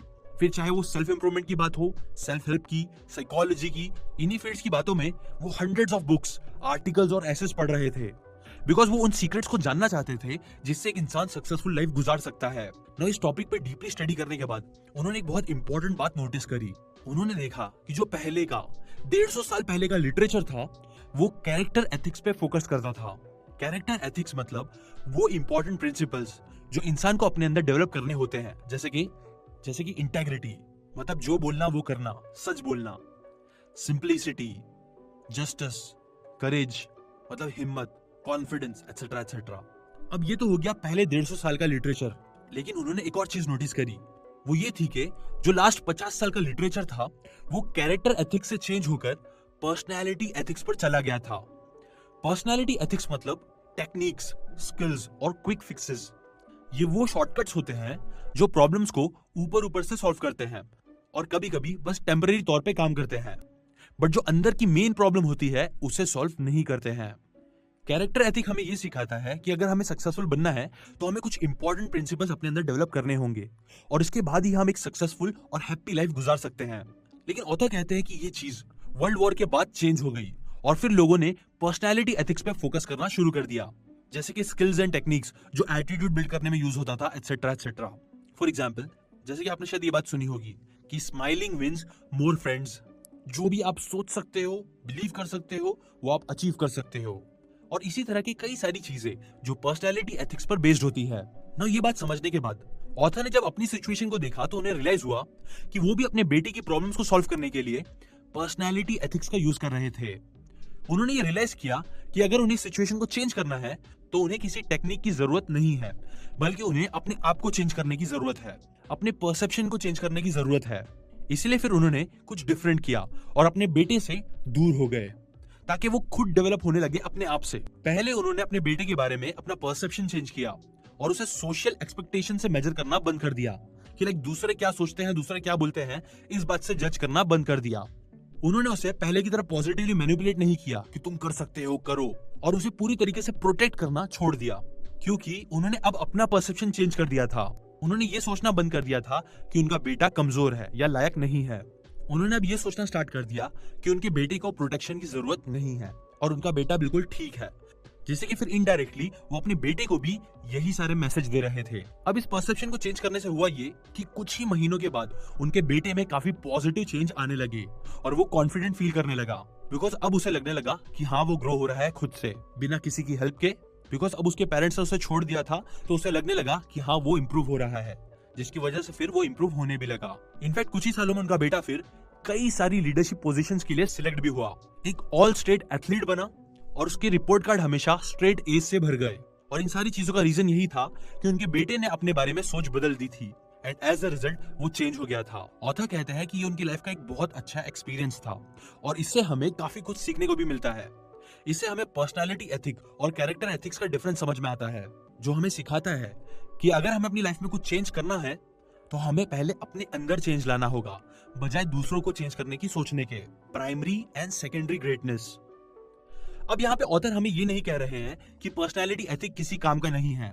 मतलब अगर हम skills, technique, strategies, positive mentality और ये सारी चीजें यूज करते हैं तो इसका मतलब ये नहीं है कि ये सारी चीजें फालतू है, नहीं। बल्कि ऑथर कहते हैं कि पर्सनालिटी एथिक बहुत फायदेमंद है और बहुत जरूरी भी है सक्सेस के लिए। बट याद रखना कि पर्सनालिटी एथिक हमेशा सेकेंडरी होता है। जो चीज उससे भी ज्यादा इंपॉर्टेंट होती है वो होती है कैरेक्टरिस्टिक एथिक, वही प्राइमरी है। इसके बाद ऑथर ने यहाँ पे बिल्डिंग की एनालॉजी यूज की है कि ज्यादातर लोग बिल्डिंग बनाने में इतने बिजी हो जाते हैं कि उस बिल्डिंग के फाउंडेशन पे ही काम नहीं करते, जिसकी वजह से उनकी बिल्डिंग कभी ना कभी गिर जाती है। जबकि अगर बेस स्ट्रांग होगा तो उसके ऊपर आप बहुत बड़ी बिल्डिंग बना सकते हो। जैसे कि मैं एग्जांपल से समझाता हूँ। मान लो मैं चाहता हूँ कि मेरे एम्प्लॉइज वो करे जो मैं चाहता हूँ। मैं चाहता हूँ कि वो मोटिवेटेड हो, मुझे पसंद करे और अच्छे से काम करे, और इसके लिए मैं बहुत सी स्ट्रैटेजीज, टेक्निक यूज करता हूँ। बट अगर मैं खुद ही ठीक नहीं होऊंगा, मेरा कैरेक्टर ही खराब होगा, जो उनका दिल दुखाता होगा, उनके बारे में बुरा सोचता होगा, तो मैं कितनी भी स्ट्रैटेजीज यूज कर लूं, कितना भी स्माइल कर लूं उन्हें देख के, मैं लॉन्ग टर्म में उन्हें इंस्पायर नहीं कर पाऊंगा। इसलिए जो सारी टेक्निक्स होती है वो तभी अच्छे से काम करती है जब हम खुद अपने कैरेक्टर को हमेशा अच्छा रखें। और अगर आप सिर्फ टेक्निक्स पे ही फोकस करोगे तो ये वही बात हो जाएगी कि आप स्कूल में क्रैमिंग कर रहे हो, जिसकी वजह से कभी कभी आप पास हो जाओगे, अच्छे ग्रेड्स भी ला लोगे, लेकिन अगर आप उस चीज को ठीक से नहीं करोगे, हर दिन उसमें मेहनत नहीं करोगे, तो आप कभी भी अपने सब्जेक्ट्स में मास्टर नहीं बन पाओगे, एक ग्रेट विजडम वाला इंसान नहीं बन पाओगे। और यही चीज हमारे बिहेवियर के लिए भी सच है। अगर आपके अंदर सच्चाई नहीं होगी, आपका कैरेक्टर अच्छा नहीं होगा, तो आप चाहे कितनी भी टेक्निक्स यूज करो, आपके रिलेशनशिप लॉन्ग टर्म में कभी सक्सेसफुल नहीं होंगे। ना बहुत से लोग पर्सनालिटी एथिक का यूज करते हैं और शॉर्ट टर्म के लिए सक्सेस बन जाते हैं, बट उन लोगों का जो बेसिक कैरेक्टर होता है वो सही नहीं होता, जिसकी वजह से उनका रिलेशनशिप कभी ना कभी खराब हो जाता है। हाँ, ये बात भी है कि अगर आप सिर्फ कैरेक्टर एथिक्स पे फोकस करोगे और पर्सनालिटी एथिक्स को बिल्कुल इग्नोर कर दोगे तो इससे भी आपके रिलेशनशिप पर इफेक्ट पड़ सकता है, बट वो इफेक्ट भी सेकेंडरी होते हैं। मेन चीज हमेशा होता है आपका कैरेक्टर। एग्जाम्पल, आपने ये चीज देखी होगी, जो इंसान आपको बहुत अच्छे से जानता है उसे आप गुस्से में कुछ भी बोल दो, बुरा भला कर दो, सारे टेक्निक्स का उल्टा करो, फिर भी वो आपको पसंद करेंगे, आप पे ट्रस्ट करेंगे। जबकि आप कितनी भी टेक्निक्स यूज कर लो, अगर कोई इंसान आपको पसंद नहीं करेगा, आप पे ट्रस्ट ही नहीं करेगा, तो कोई भी टेक्निक्स काम नहीं आएंगी। इसीलिए अगेन पहले प्राइमरी पे फोकस करो, बाद में सेकेंडरी पे। The power of paradigm. अब इस बुक में ऑथर ने जो 7 हैबिट्स बताए हैं, वो हैबिट्स वो फंडामेंटल प्रिंसिपल्स हैं जिनसे हम इफेक्टिव बन सकते हैं। ये हैबिट्स प्राइमरी पे फोकस करती है, ना कि सेकेंडरी, जिससे आप रियल में एक इफेक्टिव इंसान बन सकते हो। लेकिन इन हैबिट्स को डिस्कस करने से पहले मैं आपसे एक और कॉन्सेप्ट शेयर करना चाहता हूं, जिसे कहते हैं पैराडाइम्स। पैराडाइम एक ग्रीक वर्ड है और इसका मतलब है एक थियरी, एक मॉडल, एक अजम्पशन। अगर सिंपल वर्ड्स में बताओ तो पैराडाइम का मतलब है the way we see the world, मतलब हम दुनिया को कैसे देखते हैं। ये समझ लो कि पैराडाइम मैप्स की तरह होते हैं। अब ये बात हम सब जानते हैं कि एक मैप कोई टेरिटरी नहीं होती है, बल्कि वो एक टेरिटरी के कई सारे पार्ट्स के बारे में हमें बताती है। इसी तरह एक पैराडाइम भी एक एक्सप्लेनेशन होता है। अब मान लो आपको समझो शिकागो में कहीं जाना है और इसके लिए आपके पास एक मैप है, लेकिन बात यह है कि वो मैप एक्चुअली शिकागो का नहीं बल्कि डिट्रॉइट का है, और एक प्रिंटिंग एरर की वजह से उसमें बस गलती से शिकागो लिख दिया गया है। अब चाहे आप कितनी भी कोशिश कर लो, कितनी भी मेहनत कर ले, जितना चाहे पॉजिटिव सोच ले, आप उस मैप का यूज करके सही जगह नहीं पहुंच सकते, क्योंकि आपके पास जो मैप है वही गलत है। इसलिए पहली चीज जो बहुत जरूरी है वो ये है कि आपके पास सही मैप हो, सही पैराडाइम्स हो। ऑथर कहते हैं कि हम सबके दिमाग में कई सारे पैराडाइम्स होते हैं, मैप्स होते हैं। ये मैप्स दो तरह के होते हैं। पहले मैप्स जो बताते हैं कि चीजें किस तरह है, मतलब रियलिटी क्या है, और सेकंड वो मैप्स जो बताते हैं कि चीजें किस तरह होनी चाहिए, मतलब वैल्यूज। अब समझने वाली बात यह है कि हम लोग कभी भी इन मैप्स को क्वेश्चन नहीं करते। इनफैक्ट मैक्सिमम लोगों को ये पता भी नहीं होता है कि उनके दिमाग में ये मैप्स है। हम बस अज्यूम करते हैं कि हम जिस तरह चीजों को देखते हैं चीजें वैसे ही है, और इन पैराडाइम्स के बेस पर ही हम सोचते हैं और एक्ट करते हैं। ऑथर कहते हैं कि हम हमेशा इन पैराडाइम्स के अकॉर्डिंगली ही बिहेव करते हैं, हम कभी भी इनके बाहर एक्ट नहीं कर सकते। और ये चीज हमारे पर्सनालिटी एथिक के बारे में एक और फ्लॉ बताती है। पर्सनालिटी एथिक हमेशा टेक्निक और स्ट्रेटेजीज पे फोकस करता है, बट ऑथर हमसे कहते हैं कि कोई भी इंसान उस वक्त तक चेंज नहीं हो सकता है जब तक वो अपने पैराडाइम्स को चेंज ना करे, क्योंकि एक इंसान का एटीट्यूड और उसका बिहेवियर उसके पैराडाइम से मैच करता है। हम में से बहुत से लोगों को ये भी लगता है कि हम चीजों को जिस तरह देखते हैं वो उसी तरह है, लेकिन ऐसा हमेशा सच नहीं होता। हमारे पैराडाइम्स ये रिप्रेजेंट करते हैं कि हम कैसे हैं, ना कि चीजें कैसी है और हमारी सोच क्या है, जिसके अकॉर्डिंगली ही हम सारी चीजों के बारे में जजमेंट पास करते हैं। The power of paradigm shift. Paradigm shift मतलब पैराडाइम्स का चेंज होना। पैराडाइम शिफ्ट का वर्ड सबसे पहले थॉमस कुन ने अपनी book the structure of scientific revolutions में शेयर किया था। उस बुक में थॉमस ने बताया है कि साइंस की फील्ड में जितने भी एडवांसमेंट हुए हैं वो सबसे पहले पैराडाइम्स चेंज होने की वजह से ही हुए हैं। जैसे the great Egyptian astronomer Ptolemy का मानना था कि अर्थ हमारे सोलर सिस्टम का सेंटर है, इनफैक्ट यूनिवर्स का सेंटर है। लेकिन फिर कोपरनिकस ने एक पैराडाइम शिफ्ट क्रिएट किया और सबको बताया कि सोलर सिस्टम का सेंटर एक्चुअली सन है। न्यूटन का जो फिजिक्स का मॉडल था वो आज भी इंजीनियरिंग का बेसिस है, बट स्टिल वो इनकम्प्लीट था। साइंटिफिक वर्ल्ड को जिसने बहुत ज्यादा चेंज किया वो था एल्बर्ट आइंस्टाइन का रिलेटिविटी पैराडाइम। इसी तरह पहले यूएसए में भी किंग्स वगैरह का राज चलता था, लेकिन फिर एक पैराडाइम शिफ्ट हुआ और आज वहां गवर्नमेंट आती है, और आज वहां पे वो गवर्नमेंट आती है जो लोग चूज करते हैं, वोट करते हैं। मतलब वहां आज डेमोक्रेसी है, ना कि मोनार्की। अब इन एग्जाम्पल से हमें यह पता चलता है कि पैराडाइम शिफ्ट्स कितने पावरफुल होते हैं, और ये शिफ्ट चाहे पॉजिटिव हो या नेगेटिव बहुत पावरफुल होते हैं। और ये पैराडाइम्स चाहे सही हो या गलत, हमारा बिहेवियर और एटीट्यूड हमेशा इनके साथ ही मैच करता है। जैसे ऑथर ने भी एक बहुत इंटरेस्टिंग एग्जांपल शेयर करा है। एक बार क्या हुआ कि ऑथर सबवे में ट्रैवल कर रहे थे। उस सबवे में सारे लोग बहुत खामोशी से बैठे थे। कुछ लोग न्यूज़पेपर पढ़ रहे थे तो कुछ लोग आंखें बंद करके आराम कर रहे थे। उस ट्रेन का एनवायरनमेंट बहुत पीसफुल था। फिर अचानक से उस सबवे में एक बाप आया और उसके बच्चे एंटर हुए। वो आदमी अंदर आके ऑथर के बाजू में बैठ गया और उसने अपनी आंखें बंद कर ली। लेकिन उसके जो बच्चे थे वो बहुत ज्यादा शोर मचा रहे थे, मस्ती कर रहे थे, इवन कुछ लोगों के न्यूज़पेपर छीन रहे थे, जिससे कि सारे लोग बहुत डिस्टर्ब हो गए थे। अब इस सब के बावजूद भी उन बच्चे का जो फादर था वो चुपचाप बैठा था और कुछ नहीं कर रहा था, जिससे सारे लोगों को बहुत इरिटेटेड फील हो रहा था। ना एक टाइम बाद ऑथर का सब्र टूट गया और उसने उस आदमी से कहा, सर आपके बच्चे सबको डिस्टर्ब कर रहे हैं, आप प्लीज उन्हें अंडर कंट्रोल रखें। तो उस आदमी ने उन्हें रिप्लाई किया, हाँ आप सही कह रहे हो, एक्चुअली हम अभी हॉस्पिटल से आ रहे हैं जहां इनकी मदर 1 घंटे पहले ही मर चुकी है, और मुझे कुछ समझ नहीं आ रहा है कि मैं क्या करूं। क्या आप सोच भी सकते हो कि ऑथर को उस वक्त कैसा फील हुआ होगा? वेल उस टाइम पे ऑथर का जो पैराडाइम था उस आदमी को लेकर वो पूरा चेंज हो गया और उनकी सारी इरिटेशन गायब हो गई। सो ये सारी स्टोरीज और एग्जांपल से ये बात याद रखो कि अगर आपको आपकी लाइफ में छोटे मोटे चेंजेस चाहिए तो आप पर्सनालिटी एथिक्स पर फोकस करो, बट अगर आपको लाइफ में बड़े चेंजेस चाहिए और लॉन्ग टर्म चेंजेस चाहिए तो उसके लिए आपको अपने पैराडाइम्स को चेंज करना होगा। तभी आपका एटीट्यूड बदलेगा, आपके एक्शंस बदलेंगे, जो आपको परमानेंट रिजल्ट्स देंगे। Seeing and being. अब ये जरूरी नहीं है कि सारे पैराडाइम शिफ्ट्स क्विक हो। जैसे ऑथर का जो उनके बेटे के साथ एक्सपीरियंस हुआ था वो एक बहुत ही स्लो और डिफिकल्ट प्रोसेस था, और उनकी सिचुएशन उस वक्त तक चेंज नहीं हुई थी जब तक उन्होंने अपना पैराडाइम चेंज नहीं किया, और उनका नया पैराडाइम उस वक्त चेंज हुआ जब उन्होंने अपने कैरेक्टर पे काम करा और उसे डेवलप किया। पैराडाइम मतलब ये कि आप चीजों को किस तरह देखते हैं, और हम जिस तरह चीजों को देखते हैं और उनके बारे में सोचते हैं हम खुद भी वैसे ही होते हैं। इसीलिए ऑथर कहते हैं कि अगर हमें पैराडाइम्स को चेंज करना है तो हमें भी चेंज होना होगा।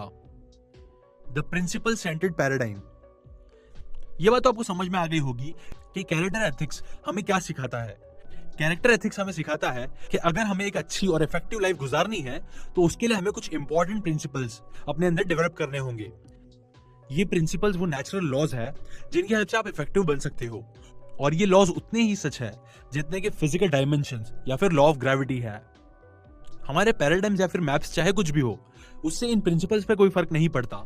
आज तक हिस्ट्री में जितनी भी ऐसी सिविलाइज्ड सोसाइटी है जो हैप्पी और सक्सेसफुल रही है, वो सब इन प्रिंसिपल्स को यूज करते हैं। अब ये प्रिंसिपल्स में कोई मिस्ट्री या फिर कोई रिलीजियस आइडियाज नहीं है। इस बुक में ऐसा एक भी प्रिंसिपल नहीं है जो सिर्फ किसी एक रिलीजन में सिखाया जाता है। ये प्रिंसिपल्स दुनिया के ऑलमोस्ट हर रिलीजन में सिखाए जाते हैं, और सारी फिलोसफीज और एथिकल सिस्टम्स भी इसे ही सिखाते हैं। ये प्रिंसिपल्स हर किसी के लिए जरूरी है, बट हम में से बहुत से लोग इन्हें फॉलो नहीं करते हैं। कुछ लोग इन प्रिंसिपल्स के साथ डिसलॉयल होते हैं, और कुछ लोग कंडीशंस की वजह से इन्हें फॉलो नहीं करते हैं। जैसे कि मैं आपको कुछ एग्जांपल देता हूं कि ऑथर किस तरह के प्रिंसिपल्स की बात कर रहे हैं। जैसे एक प्रिंसिपल है फेयरनेस का, और इस प्रिंसिपल के अंदर से ही जस्टिस और इक्वालिटी के कॉन्सेप्ट्स डेवलप होते हैं। अब इस प्रिंसिपल के बारे में लोगों को कई डिफरेंट आइडियाज हैं, बट मेन चीज ये है कि लोग इन प्रिंसिपल्स के बारे में अवेयर है। इसी तरह एक और प्रिंसिपल है हॉनेस्टी, और इसी प्रिंसिपल के बेस पे कई लोगों के बीच में ट्रस्ट डेवलप होता है, जो कि कॉर्पोरेशन के लिए भी बहुत जरूरी होता है। एक और प्रिंसिपल है ऑफ ग्रोथ, और ये प्रिंसिपल हमें कहता है कि हम लोगों के अंदर बहुत पोटेंशियल है और हम और ज्यादा ग्रो हो सकते हैं। प्रिंसिपल के बारे में एक और बात ऑथर ये बताते हैं कि प्रिंसिपल्स कोई प्रैक्टिसेस नहीं होती है। प्रैक्टिस मतलब कोई एक्शन या फिर कोई एक्टिविटी होती है, और प्रैक्टिसेस किसी सिचुएशन में काम करती है तो किसी में नहीं करती है। जबकि प्रिंसिपल्स वो सच्चे लॉज होते हैं जो हमेशा काम करते हैं और हर जगह एप्लीकेबल होते हैं। प्रिंसिपल्स कोई वैल्यूज भी नहीं होते हैं। वैल्यूज मतलब मैप्स या फिर पैराडाइम, जबकि प्रिंसिपल्स टेरिटरी होती है, मतलब वो एक्चुअल जगह है, जबकि मैप्स बस उस जगह को डिफाइन करता है, उसे डिस्क्राइब करता है। अब ऑथर यहाँ पे हमें ये मैसेज दे रहे हैं कि अगर आपके मैप्स या फिर पैराडाइम्स, या जिसे हम वैल्यूज भी कह सकते हैं, अगर वो इन प्रिंसिपल्स के साथ अलाइंड होते हैं और इनके साथ मैच करेंगे तो वो आपको इफेक्टिव बनाएंगे। जैसे वैल्यूज हर इंसान की होती है, चोरों की भी होती है, लेकिन उनकी जो वैल्यूज होती है वो सही प्रिंसिपल्स के साथ अलाइन नहीं होती है। जैसे आप इसके बारे में खुद सोचो, अगर आपको फेयरनेस, यूजलेसनेस, मीडियोक्रिटी और इन सारे गलत प्रिंसिपल्स को वैल्यू दोगे तो क्या आप एक सक्सेसफुल लाइफ गुजार सकते हो? कभी नहीं। इसलिए बहुत जरूरी है कि हमारे पैराडाइम्स सही प्रिंसिपल्स के साथ अलाइंड हो। Principles of growth and change. Personality ethic का एक सबसे बड़ा प्रॉब्लम यह है कि उसमें हमेशा टेक्निक्स और शॉर्टकट्स बताए जाते हैं, जैसे कि get rich quick schemes. But fact तो यह है कि हम कभी भी ग्रोथ इस प्रिंसिपल को फॉलो करे बगैर कभी आगे नहीं बढ़ सकते हैं लॉन्ग रन में। यहाँ पे ऑथर हमें ग्रोथ एंड डेवलपमेंट के प्रिंसिपल के बारे में बताते हैं। जैसे आपने देखा होगा कि जब बच्चे छोटे होते हैं तो फौरन चलना शुरू नहीं कर देते हैं। वो पहले बैठना सीखते हैं, फिर खाना सीखते हैं, फिर चलना सीखते हैं, और इसके बाद दौड़ना सीखते हैं। अब इन सारे स्टेप्स में से कोई भी स्टेप स्किप नहीं किया जा सकता है, और ये सारे स्टेप्स जरूरी है। सिमिलरली हमारी लाइफ में जितने भी एरियाज है उनमें भी इसी तरह ग्रोथ एंड डेवलपमेंट होती है, और कोई भी स्टेप स्किप नहीं किया जा सकता।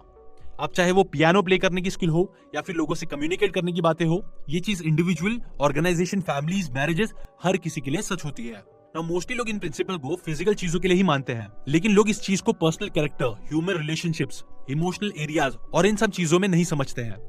और ज्यादातर लोग इस प्रिंसिपल को इस चीजों के लिए फॉलो भी नहीं करते हैं।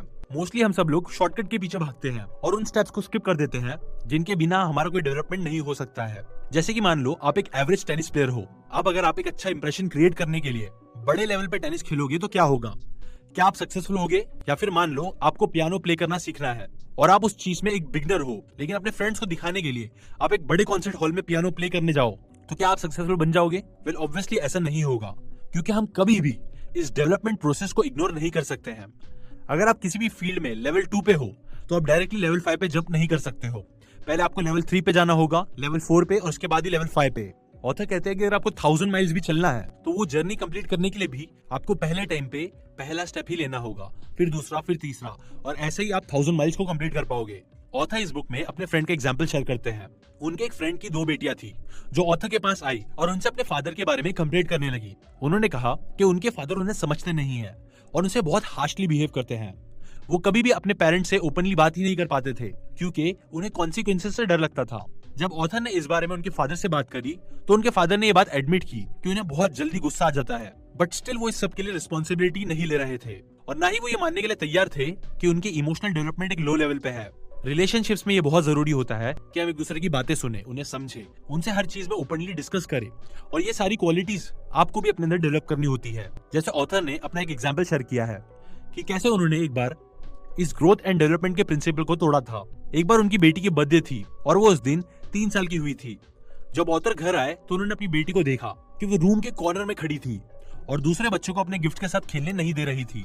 जब ऑथर रूम के अंदर गए तो उन्होंने देखा कि बहुत सारे पेरेंट्स उनकी बेटी के इस बिहेवियर को देख रहे थे, जिसकी वजह से वो एम्बैरेस फील करने लगे। वो अपनी बेटी के पास गए और उन्होंने कहा कि बेटा, आप प्लीज अपने फ्रेंड्स के साथ वो टॉय शेयर करो जो उन्होंने ही आपको दिए हैं। ये सुन के उनकी बेटी ने उन्हें साफ मना कर दिया। फिर उन्होंने कहा, वापस रिक्वेस्ट की और इस बार अपनी बेटी को रीजन भी दिया। उन्होंने कहा कि बेटा, अगर तुम ये टॉयज उनके साथ शेयर नहीं करोगी तो वो भी अपने घर में आपसे टॉयज तुम्हारे साथ शेयर नहीं करेंगे। इस रिक्वेस्ट और रीजन को देने के बाद भी उनकी बेटी ने नहीं माना, जिसके बाद वो और ज्यादा एम्बैरेस्ड फील करने लग गए। इसके बाद उन्होंने अपनी बेटी को थोड़ा लालच दिया और उसे कहा कि अगर तुम ये टॉयज बच्चों के साथ शेयर करोगी तो मैं तुम्हें च्युइंग गम दूंगा। तो इस पर उनकी बेटी ने कहा कि मुझे गम नहीं चाहिए। अब ऑथर को गुस्सा आ रहा था और उन्होंने अपनी बेटी से कहा, अगर ये तुम टॉय शेयर नहीं करोगे तो अच्छा नहीं होगा। बट अगेन उनकी बेटी ने टॉय शेयर करने से मना कर दिया और फिर फाइनली ऑथर ने उससे वो टॉय जबरदस्ती छीनी और बच्चों को दे दिया। अब यहाँ पे ऑथर ने अपने पावर का गलत यूज किया और जबरदस्ती वो टॉयज उससे लिया। यहाँ पे अगेन वही बात आ जाती है कि ऑथर ने अपनी बेटी को ठीक से समझा नहीं और वो इस चीज में अभी लो लेवल पे थे, इतने ज्यादा डेवलप नहीं हुए थे। अब जैसे कि मैंने आपको बताया है कि ग्रोथ और डेवलपमेंट के प्रोसेस को स्किप नहीं किया जा सकता है, और उनकी बेटी भी अभी इसी स्टेज पे थी और डेवलप हो रही थी। उसे अभी इन चीजों की इतनी समझ नहीं थी, बट ऑथर ने उसे एक हाई एक्सपेक्टेशन रखी जो सही नहीं था। ऐसे में क्या करना चाहिए कि पेरेंट्स को थोड़ा सब्र करना चाहिए और बच्चों को खुद से डिसीजन लेने का मौका देना चाहिए, उन्हें अच्छी बातें सिखा के। जैसे कि जो अच्छे बच्चे होते हैं वो टॉयज को शेयर करते हैं और तुम तो सच में बहुत अच्छी बच्ची हो, ऐसे ही कुछ। इसलिए याद रखना है कि ग्रोथ और डेवलपमेंट स्किप नहीं किया जा सकता है। ये एक प्रोसेस है जिसके थ्रू आपको गुजरना पड़ता है और इसमें कोई शॉर्टकट्स नहीं होते हैं। The way we see the problem is the problem. आपने देखा होगा कि जब भी लोग किसी इंसान को देखते हैं जो अच्छी लाइफ गुजार रहा है, चाहे वो इंडिविजुअल हो, फैमिली हो या फिर कोई ऑर्गेनाइजेशन, वो सबसे पहले उनसे पूछते हैं कि आप ये कैसे कर लेते हैं, मुझे भी ये टेक्निक सिखाइए। बेसिकली वो उनसे शॉर्टकट्स मांग रहे होते हैं जिससे उनकी सिचुएशन भी जल्दी से इंप्रूव हो जाए ना। इसके बाद हो सकता है कि एक शॉर्ट टाइम के लिए उनकी प्रॉब्लम सॉल्व भी हो जाए, लेकिन जो अंदर से मेन प्रॉब्लम होती है वो कभी सॉल्व नहीं होती है शॉर्टकट से। ऑथर कहते हैं कि हम जिस तरह से देखते हैं प्रॉब्लम्स को, वही प्रॉब्लम होती है। जैसे अभी हमने पर्सनैलिटी एथिक और कैरेक्टर एथिक के बारे में बात की, काफी डिस्कस किया। हमने ये डिस्कस करा कि लोग हमेशा पर्सनैलिटी एथिक के पीछे जाते हैं, मतलब शॉर्टकट्स और टेक्निक्स के पीछे भागते हैं, और यही है प्रॉब्लम। हमें लगता है कि इन टेक्निक से प्रॉब्लम सॉल्व हो जाएगी, बट ऐसा होता नहीं है। जैसे कि अभी मैं कुछ एग्जांपल शेयर करता हूँ। पहली एग्जांपल है एम्प्लॉय से रिलेटेड। बहुत से लोग ये कहते हैं कि मैंने मैनेजमेंट पे बहुत सारे कोर्सेज लिए हैं, मैं उनके साथ अच्छे से ट्रीट करता हूँ, बट फिर भी मेरे एम्प्लॉयज मेरे साथ लॉयल नहीं है। अगर मैं किसी दिन बीमार हो जाऊँ, घर में बैठ जाऊँ, तो वो सारा टाइम वेस्ट कर देते हैं, वाटर फाउंटेन में गुजार देते हैं। वो खुद कभी भी रिस्पॉन्सिबिलिटी नहीं लेते। क्यों वो ऐसा करते हैं? अब ये प्रॉब्लम बहुत से एम्प्लॉयर्स को होती है, और इस सिचुएशन में हमारी पर्सनैलिटी एथिक हमसे कहती है कि हमें ऐसा कोई एक एक्शन लेना चाहिए जिससे हमारे एम्प्लॉयज ठीक हो जाए, या फिर मैं उनके लिए कोई मोटिवेशनल ट्रेनिंग प्रोग्राम ढूंढ सकता हूँ जिससे वो कमिटेड हो जाए, या फिर मैं कोई नई एम्प्लॉयज हायर कर सकता हूँ जो बेटर वे में काम करे। लेकिन ये भी तो हो सकता है कि प्रॉब्लम उनमें नहीं बल्कि आप में हो सकता है कि आप उनके इंटरेस्ट के हिसाब से एक्शन ना ले रहे हो, या फिर हो सकता है कि वो आपके बारे में ये सोचते हैं कि आप उन्हें किसी ऑब्जेक्ट की तरह ट्रीट कर रहे हैं। हो सकता है कि प्रॉब्लम आपके बिहेवियर में हो। इस तरह मैं आपसे एक और एग्जांपल शेयर करता हूँ, और ये प्रॉब्लम मोस्टली मैरिड लोगों में देखने मिलती है। बहुत से लोग कंप्लेन करते हैं कि मेरी मैरिड लाइफ ठीक नहीं जा रही है, हम कभी लड़ते नहीं है, लेकिन अब हमारे बीच में वो प्यार नहीं बचा है। हमने काउंसलिंग भी कराई है और बहुत सी डिफरेंट चीजें ट्राई कर ली है, लेकिन हम दोनों के बीच में वो पहली वाली बात नहीं रही है। अब ऐसे में पर्सनैलिटी एथिक हमसे कहता है कि ऐसा कोई सेमिनार या बुक तो होगी ही जो फटाक से मेरी हेल्प कर दे। या बहुत से लोग ये भी सोचते हैं कि उन्हें नई शादी कर लेनी चाहिए, लेकिन यूजुअली प्रॉब्लम आपके पार्टनर में नहीं होती है। ऐसे टाइम पे हो सकता है कि प्रॉब्लम आपके अंदर हो, आपके किसी बिहेवियर या पैराडाइम के अंदर हो, जिसकी वजह से प्रॉब्लम हो रही हो। अब इन एग्जांपल से ऑथर हमें ये बताना चाह रहे हैं कि हम लोग जो शॉर्टकट्स, क्विक फिक्सेस ढूंढते हैं, उससे हमारी प्रॉब्लम्स पर कितना इफेक्ट पड़ता है। और जिन लोगों के अंदर पर्सनैलिटी एथिक्स वाला पैराडाइम होता है, वो प्रॉब्लम्स को कभी सही से देख नहीं पाते हैं। A new level of thinking. अब अगर हम अपने आसपास देखें और हमारी लाइफ में जितनी भी प्रॉब्लम्स है उनकी बात किए जाए, तो ये बात तो साफ है कि ये प्रॉब्लम्स पर्सनैलिटी एथिक्स से सॉल्व नहीं हो सकती है। इन्हें सॉल्व करने के लिए हमें दूसरी तरीके से सोचना होगा। इन्हें सॉल्व करने के लिए हमें एक नए पैराडाइम की जरूरत होगी। ऐसे पैराडाइम जो सॉलिड प्रिंसिपल्स पे बेस्ड हो और जो इन प्रॉब्लम्स को अंदर से ठीक कर दे, जड़ से खत्म कर दे। यहाँ पे ऑथर हमें ये बता रहे हैं कि अगर हमें अपनी प्रॉब्लम्स को सॉल्व करनी है और इफेक्टिव बनना है तो आपको इनसाइड आउट सोचना होगा। इनसाइड आउट मतलब पहले खुद से शुरू करो, अपने पैराडाइम से, अपने कैरेक्टर से। जैसे कि अगर आपको एक हैप्पी मैरिड लाइफ चाहिए तो एक ऐसे इंसान बनो जो पॉजिटिवली सोचता हो और नेगेटिव ना सोचे। अगर आपको एक अच्छा बच्चा चाहिए जो आपके साथ कॉर्पोरेट करे तो पहले एक ऐसा पेरेंट बनो जो अपने बच्चों को समझता है। अगर आपको अपनी जॉब में ज्यादा फ्रीडम चाहिए तो पहले एक ऐसा एम्प्लॉय बनो जो ज्यादा रिस्पॉन्सिबिलिटी ले, ज्यादा हेल्पफुल हो और ज्यादा कंट्रीब्यूट करे अपने काम में। अगर आप चाहते हो कि लोग आप पे ट्रस्ट करें तो पहले एक ऐसे इंसान बनो जिस पे लोग भरोसा कर सके। इनसाइड आउट अप्रोच हमें ये कहता है कि पहले आप खुद सक्सेसफुल बनते हो और इसके बाद आप दूसरों के साथ सक्सेसफुल बन सकते हो। जैसे कि अगर आप खुद से किए हुए प्रोमिसेस को पूरा करोगे तो ही आप दूसरों के किए हुए प्रोमिसेस को भी पूरा कर पाओगे। इनसाइड आउट एक प्रोसेस है जो नेचुरल लॉस पे बेस्ड है, जिससे आपकी ग्रोथ और डेवलपमेंट होगी। आप एक अच्छे इंडिपेंडेंट पर्सन बन पाओगे, साथ ही दूसरों के साथ भी इफेक्टिव बन सकोगे। इस बुक में ऑथर ने 7 हैबिट्स बताए हैं जो इनसाइड आउट अप्रोच है। ये हैबिट्स प्रिंसिपल बेस्ड है आपके कैरेक्टर को ठीक करने पे, और इन हैबिट्स को फॉलो करने से आप इनसाइड आउट अप्रोच ले सकते हो। ऑथर कहते हैं कि उन्होंने बहुत से लोगों के साथ काम किया है और अपने इतने सालों के एक्सपीरियंस में उन्होंने कभी भी ये नहीं देखा कि प्रॉब्लम के सोल्यूशन या फिर सक्सेस और हैप्पीनेस आउटसाइड इन आए हो, मतलब बाहर से आई हो। बहुत से लोग आउटसाइड इन सोचते हैं। आउटसाइड इन मतलब ये सोचना कि अगर प्रॉब्लम को सॉल्व करना है तो पहले बाहर कुछ ठीक होना होगा, मतलब सर्कमस्टेंसेस को या फिर दूसरे लोगों को ठीक करना होगा और इसके बाद ही उनकी प्रॉब्लम सॉल्व होगी। बट ऐसे लोग कभी भी इफेक्टिव नहीं बन पाते हैं और हमेशा अनहैप्पी रहते हैं। जैसे ऑथर ने इस बुक में मैरिज के एग्जांपल से देके बताया है, ऐसे बहुत सी मैरिजेस होती है जिसमें पार्टनर हमेशा दूसरे पार्टनर में गलतियां निकालता है और वो चाहती है या चाहता है कि दूसरा पार्टनर चेंज हो, बट वो खुद कभी भी चेंज नहीं होते हैं। इसलिए याद रखना है कि अगर आपको अपनी प्रॉब्लम सॉल्व करनी है, एक अच्छा सक्सेसफुल लाइफ चाहिए, तो प्रॉब्लम को बाहर ढूंढना छोड़ो, प्रॉब्लम आपके अंदर ही है। और अगर आप इन 7 हैबिट्स को अपनी लाइफ का एक पार्ट बना लोगे तो सब कुछ ठीक हो सकता है, जो अगेन इनसाइड आउट सोच से ही हो सकता है। Part 2, private victory. Habit number 1, be proactive, principles of personal vision. ये लेसन स्टार्ट करने से पहले मैं आपको एक एक्सरसाइज बताना चाहता हूँ। अभी आप जहां कहीं भी बैठे हो, अपनी इमेजिनेशन में अपने से दूर जाओ और रूम में एक कॉर्नर में चले जाओ और अपने आप को ये बुक पढ़ता हुआ देखो या सुनता हुआ देखो। आप अपने आप को देख रहे होंगे तो आपको ऐसा लग रहा होगा जैसे कोई और ही इंसान है। चलो कुछ और ट्राई करते हैं। क्या आप बता सकते हो कि इस वक्त आप किस मूड में हो, क्या फील कर रहे हो? आप कैसे अपना मूड डिस्क्राइब करोगे? क्या आपका माइंड क्विक और अलर्ट है? वो कैसा काम कर रहा है? आप सुस्त लग रहे हो या फुर्तीले हो? अब आप भी सोच रहे होंगे कि ऑथर हमसे ये सारी एक्सरसाइज क्यों करवा रहे हैं, आखिर वो क्या साबित करना चाह रहे हैं। इस लेसन में ऑथर हमें एक ह्यूमन एबिलिटी के बारे में बता रहे हैं, एक ऐसी एबिलिटी जो सिर्फ हम इंसानों में पाई जाती है, और इसे कहते हैं सेल्फ अवेयरनेस। मतलब आप जिस तरह सोचते हैं उसके बारे में सोचना, मतलब अपने खुद के थॉट प्रोसेस के बारे में सोचना। यह एबिलिटी सिर्फ इंसानों के पास होती है, किसी भी एनिमल के पास ये एबिलिटी नहीं होती, और इसी वजह से आज इंसान सबसे ज्यादा डोमिनेट भी कर रहा है। इसी एबिलिटी की वजह से हम इतने एडवांस होते जा रहे हैं, और इसी एबिलिटी का यूज करके हम दूसरों के एक्सपीरियंसेस से और अपने एक्सपीरियंसेस से सीख पाते हैं। now, इस एबिलिटी का यूज करके हम अपने हैबिट्स को ब्रेक कर सकते हैं और नए हैबिट्स भी बना सकते हैं। ये भी याद रखो कि सेल्फ अवेयरनेस का यूज करके हम ये भी पता कर सकते हैं कि हम अपने बारे में क्या सोचते हैं, जो कि बहुत जरूरी है। इसीलिए इस एबिलिटी का यूज करके हम अपने पैराडाइम्स को भी एग्जामिन कर सकते हैं। मतलब ये पता कर सकते हैं कि हमारे में कौन से पैराडाइम्स है, क्या वो प्रिंसिपल बेस्ड है या फिर बस conditional based. The social mirror. अभी मैंने आपको बताया कि हर इंसान अपने बारे में कुछ ना कुछ सोचता है, हर इंसान के अंदर अपने बारे में पैराडाइम्स होते हैं, बट मोस्टली हम अपने आप को सोशल मिरर से देखते हैं। मतलब ये देखते हैं कि दूसरे हमारे बारे में क्या सोचते हैं। जैसे हम अपने बारे में कई बार ये चीजें सोचते हैं कि मैं कभी टाइम पे नहीं आता हूँ, ये इतनी सिंपल सी चीज मुझे क्यों नहीं समझ आ रही है, तुम्हें आर्टिस्ट बनना चाहिए, तुम तो किसी घोड़े की तरह खाते हो। और हम इसी तरह बहुत सी चीजें अपने बारे में सोचते हैं, और इसका रीजन होता है कंडीशनिंग। मतलब हम अपने बारे में उसी तरह सोचते हैं जैसा लोग हमें देखते हैं।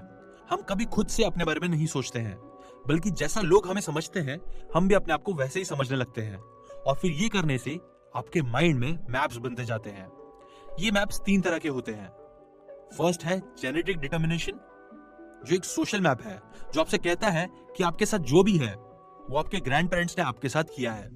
जैसे मान लो आपको बहुत ज्यादा गुस्सा आता है, अब इसका रीजन ये आपको लगता है कि आपके ग्रैंड पेरेंट्स को भी बहुत ज्यादा गुस्सा आता था और इसीलिए ये चीज आपके डीएनए में है। सेकंड है साइकिक डिटर्मिनेशन, और ये सोशल मैप आपसे ये कहता है कि आपके पेरेंट्स ने आपके साथ ये किया है।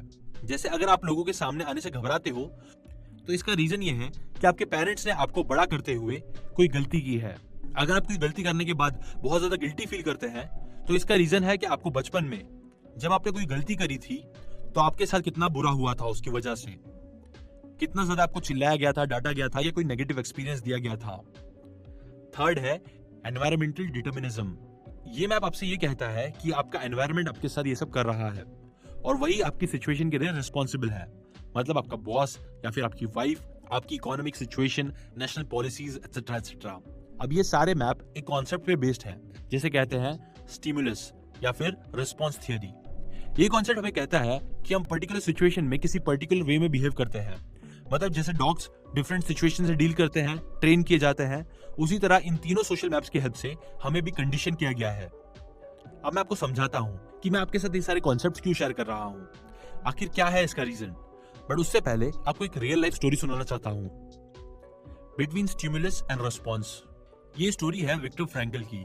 विक्टर फ्रैंकल एक साइकियाट्रिस्ट और एक ज्यू थे जिन्हें नाजीज ने उठा लिया था और वो काफी टाइम तक उन्हें डेथ कैंप्स में रखा गया था। वहां विक्टर ने ऐसी ऐसी चीजें एक्सपीरियंस करी जो हम नॉर्मल इंसान कभी सोच भी नहीं सकते। वहां पे उनकी मदर, फादर, ब्रदर, वाइफ सबको मार दिया गया था और उनके साथ सिर्फ उनकी सिस्टर बच गई थी। वहां पे उन्हें बहुत टॉर्चर किया जाता था, बहुत तकलीफ पहुंचाई जाती थी और इसका कुछ अंत नहीं दिख रहा था। एक दिन नाजिस्ट ने उन्हें एक रूम में बंद कर दिया जहां वो बिल्कुल अकेले थे और वहां पे उन्होंने रियलाइज किया कि नाजिस्ट ने उनसे उनकी सारी फ्रीडम छीन ली है। हाँ, वो उनके एनवायरनमेंट को कंट्रोल कर सकते हैं, वो उनकी बॉडी को टॉर्चर कर सकते हैं, लेकिन एक चीज है जो वो नहीं ले सकते कभी भी, और वो है उनकी फ्रीडम टू चूज। अभी हमने स्टिमुलस और रिस्पॉन्स का कॉन्सेप्ट सीखा था। स्टिमुलस मतलब वो सिचुएशन जो आपके साथ होती है और रिस्पॉन्स मतलब वो रिएक्शन जो आप उस सिचुएशन के बदले में करते हो। फ्रैंकल ने सोचा कि उनके पास फ्रीडम टू चूज है। इस सिचुएशन पे वो जैसा चाहे वैसा रिस्पॉन्स दे सकते हैं। ये उन पर डिपेंड करता है कि ये पूरी सिचुएशन उन्हें कैसे इफेक्ट करेगी ना। उनकी ये चीज देख के, उनकी ये बात समझ के वहां के कई सारे लोग भी उनसे इंस्पायर होने लगे, जिसके बाद उन्होंने सबको सिखाया कि उन्हें कैसे सिचुएशन को रिस्पॉन्ड करना चाहिए। उन्होंने लोगों को सिखाया कि ऐसे एनवायरनमेंट में होने के बाद भी कैसे लोग कोई पर्पस ढूंढ सकते हैं। जो सारी बातें अगर आप डिटेल में देखना चाहते हो तो मैन सर्च फॉर मीनिंग आप इस बुक में देख सकते हो, विक्टर फ्रैंकल की स्टोरी। ना इस बुक पे आओ तो इस स्टोरी से ऑथर हमें यहाँ बताना चाहते हैं कि कैसे हम इंसानों के पास हमेशा चूज करने का पावर होता है। ये जरूरी नहीं है कि हम अपनी लाइफ जैसे गुजार रहे हैं वैसे ही गुजारते रहें। जैसे हम चाहे तो ट्रेनिंग की हेल्प से एनिमल्स को रिस्पॉन्सिबल बना सकते हैं, लेकिन एनिमल्स कभी भी अपनी ट्रेनिंग के लिए रिस्पॉन्सिबल नहीं होते और इसीलिए वो कभी भी अपनी प्रोग्रामिंग चेंज नहीं कर सकते और जैसे जीते हैं वैसे ही जीते रहते हैं। लेकिन इंसानों के पास ये पावर टू चूज है जिसकी हेल्प से हम इन प्रोग्राम्स को चेंज कर सकते हैं। जैसे लास्ट लेसन में हमने बात की थी कि कैसे हमें ट्रेन किया जाता है उन 3 सोशल मैप्स का यूज करके, बट हमारे पास फिर भी ये पावर होता है हमेशा कि हम इस प्रोग्रामिंग को चेंज कर सकते हैं। Proactivity defined. विक्टर फ्रैंकल की स्टोरी से हमें इफेक्टिवनेस की फर्स्ट हैबिट के बारे में पता चलता है जिसे ऑथर कहते हैं प्रोएक्टिविटी। प्रोएक्टिविटी का सिंपल मीनिंग है कि हम इंसान अपनी लाइफ के लिए खुद रिस्पॉन्सिबल है। हमारा जो बिहेवियर है वो किसी सर्कमस्टेंस या कंडीशन की वजह से नहीं बल्कि हमारे अपने डिसीजन की वजह से है। हमारे पास ये पावर है कि हम अपनी लाइफ में जो चाहे कर सकते हैं क्योंकि हमारी लाइफ हमारे हाथ में है और सिर्फ हम ही उसके लिए रिस्पॉन्सिबल है। अगर आप वर्ड रिस्पॉन्सिबिलिटी को देखोगे तो ये 2 वर्ड से बनता है, रिस्पॉन्स और एबिलिटी। मतलब आपके पास अपना रिस्पॉन्स चूज करने की एबिलिटी है। जो प्रोएक्टिव लोग करते हैं वो अपनी लाइफ के लिए सर्कमस्टेंसेस, कंडीशंस और दूसरे लोगों को ब्लेम नहीं करते। उनकी लाइफ के लिए वो सिर्फ खुद रिस्पॉन्सिबल है।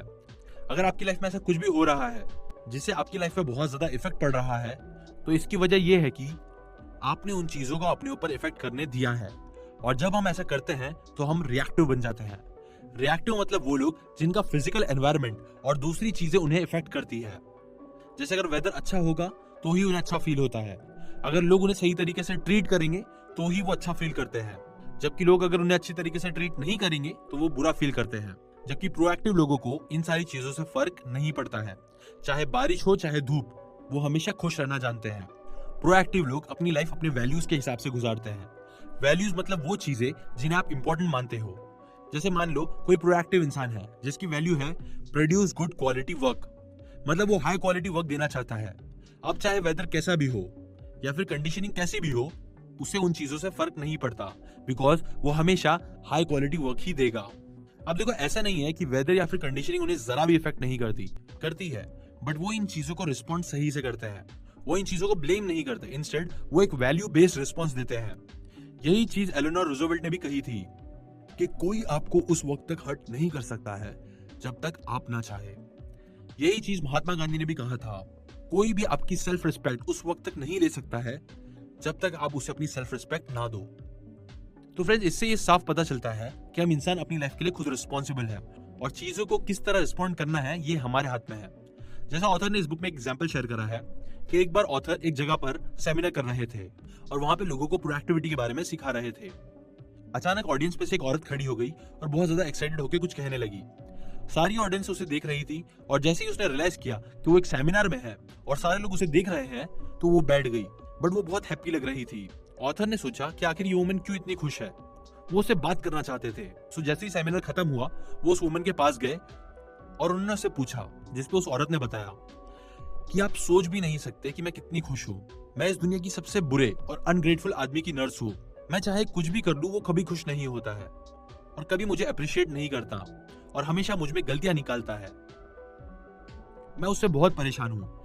लेकिन जब आपने कहा कि मेरी मर्जी के बगैर कोई भी मुझे हर्ट नहीं कर सकता है और मेरी लाइफ सिर्फ मेरे कंट्रोल में है, तो मैंने रियलाइज किया कि मेरे साथ जो कुछ भी हो रहा था वो सब मेरी वजह से ही हो रहा था और अब से और कोई पर्सन मुझे कंट्रोल नहीं कर सकेगा। और ये रियलाइज करते ही मैं खड़ी हो गई, क्योंकि मैं पूरी दुनिया को बताना चाहती थी कि मैं फ्री हूं। हम सब ऐसे लोगों को जानते हैं जो इतने प्रोएक्टिव होते हैं कि इवन जब उन्हें कोई बीमारी भी होती है या फिर कोई फिजिकल हैंडीकैप होता है, उस हालत में भी वो इमोशनली स्ट्रांग रहते हैं और ऐसे लोगों से ही हम बहुत इंस्पायर भी होते हैं। जैसे इस बुक में ऑथर ने एक लेडी का एग्जाम्पल दिया है जिनका नाम था कैरल, जो कि ऑथर की और उनकी वाइफ सैंड्रा की फ्रेंड थी। कैरल को कैंसर था और कैरल अपने कैंसर के लास्ट स्टेज पर थी। तो उस टाइम पे ऑथर की वाइफ सैंड्रा उनके साथ ही रहती थी, जिन्होंने उन्हें उनकी पर्सनल हिस्ट्री लिखने में हेल्प भी करी। साथ ही वो ये करते हुए स्पेशल मैसेजेस भी बताती थी जो वो अपने बच्चों को उनकी लाइफ के डिफरेंट स्टेजेस पे देना चाहती थी। कैरल इतनी प्रोएक्टिव थी, इतनी ब्रेव थी और उन्हें दूसरों के बारे में इतनी फिक्र रहती थी कि वो सबके लिए फिर एक इंस्पिरेशन बन गई थी। विक्टर फ्रैंकल, जिनकी मैंने आपको स्टोरी सुनाई थी, वो कहते हैं कि हमारी लाइफ में 3 सेंट्रल वैल्यूज होती है। फर्स्ट एक्सपीरियंशियल, या फिर जो हमारे साथ होता है। सेकंड क्रिएटिव, या फिर जो हम क्रिएट करते हैं। और थर्ड एटीट्यूडिनल, मतलब हमारा उन दोनों चीजों पर रिस्पॉन्स। और विक्टर फ्रैंकल कहते हैं कि इन तीनों में से सबसे ज्यादा इंपॉर्टेंट है एटीट्यूडिनल, मतलब जो सबसे ज्यादा मैटर करता है वो ये है कि हम अपनी लाइफ के एक्सपीरियंसेस पर कैसे रिस्पॉन्ड करते हैं। Taking the initiative.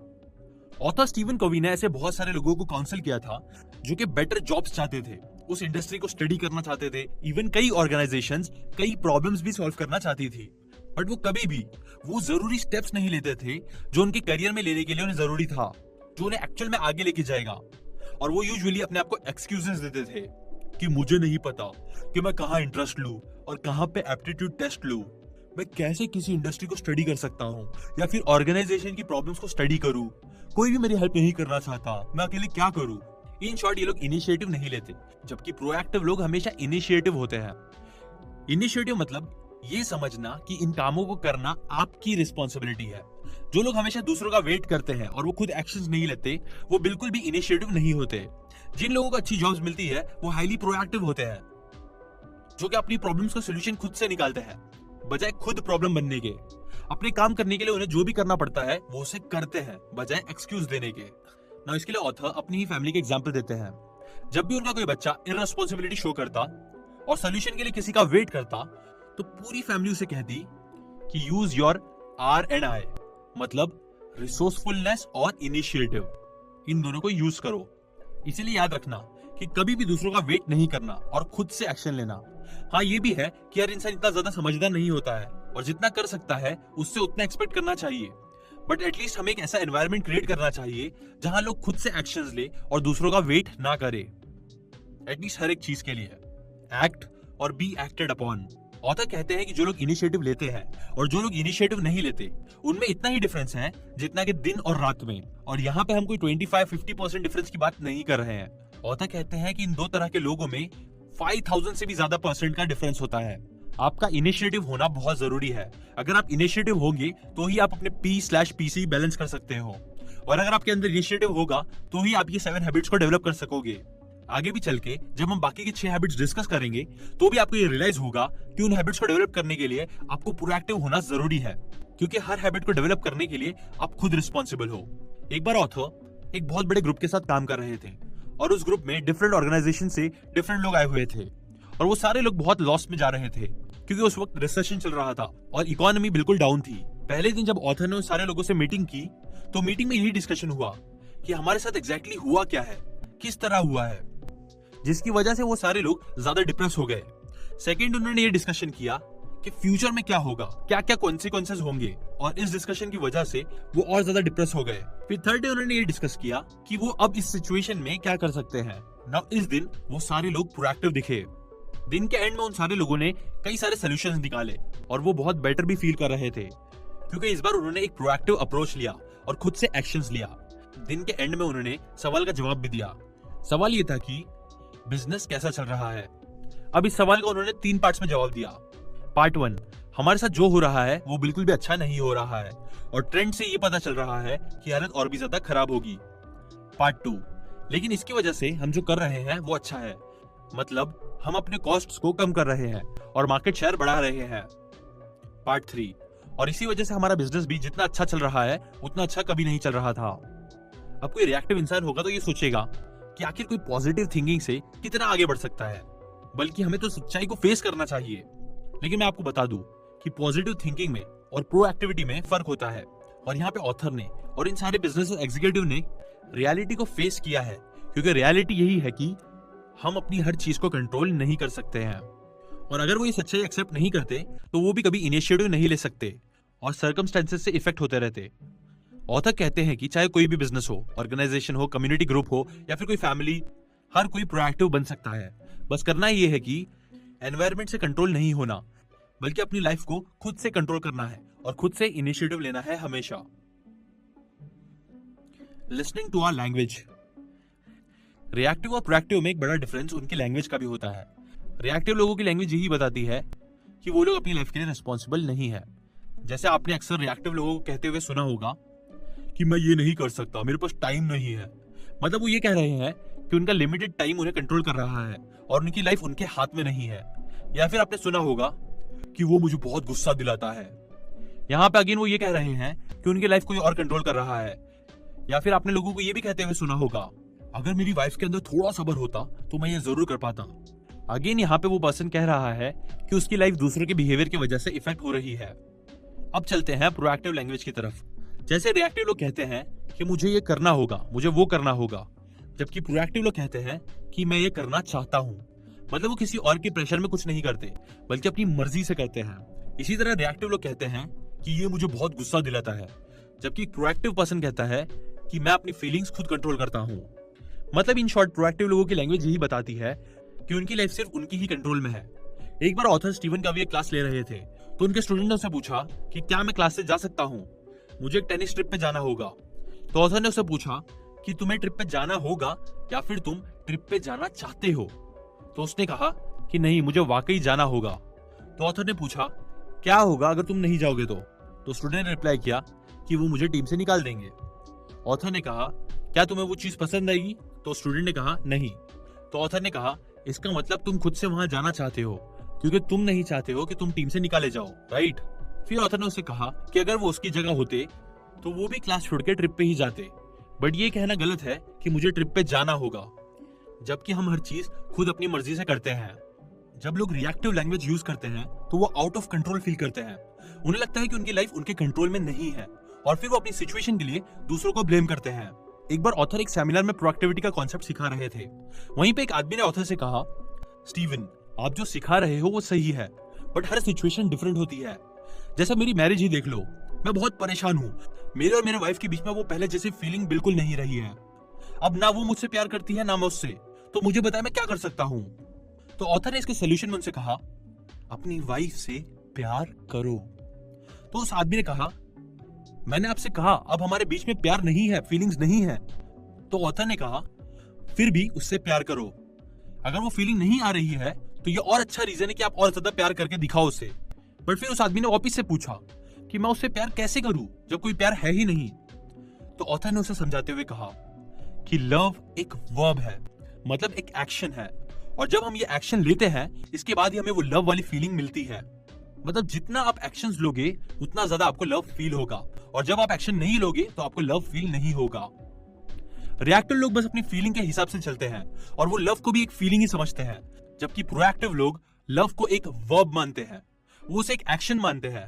लव एक ऐसी चीज है जो आप कर सकते हो और करना चाहिए आपको, ना कि बस एक फीलिंग जो रहती है और रहनी चाहिए।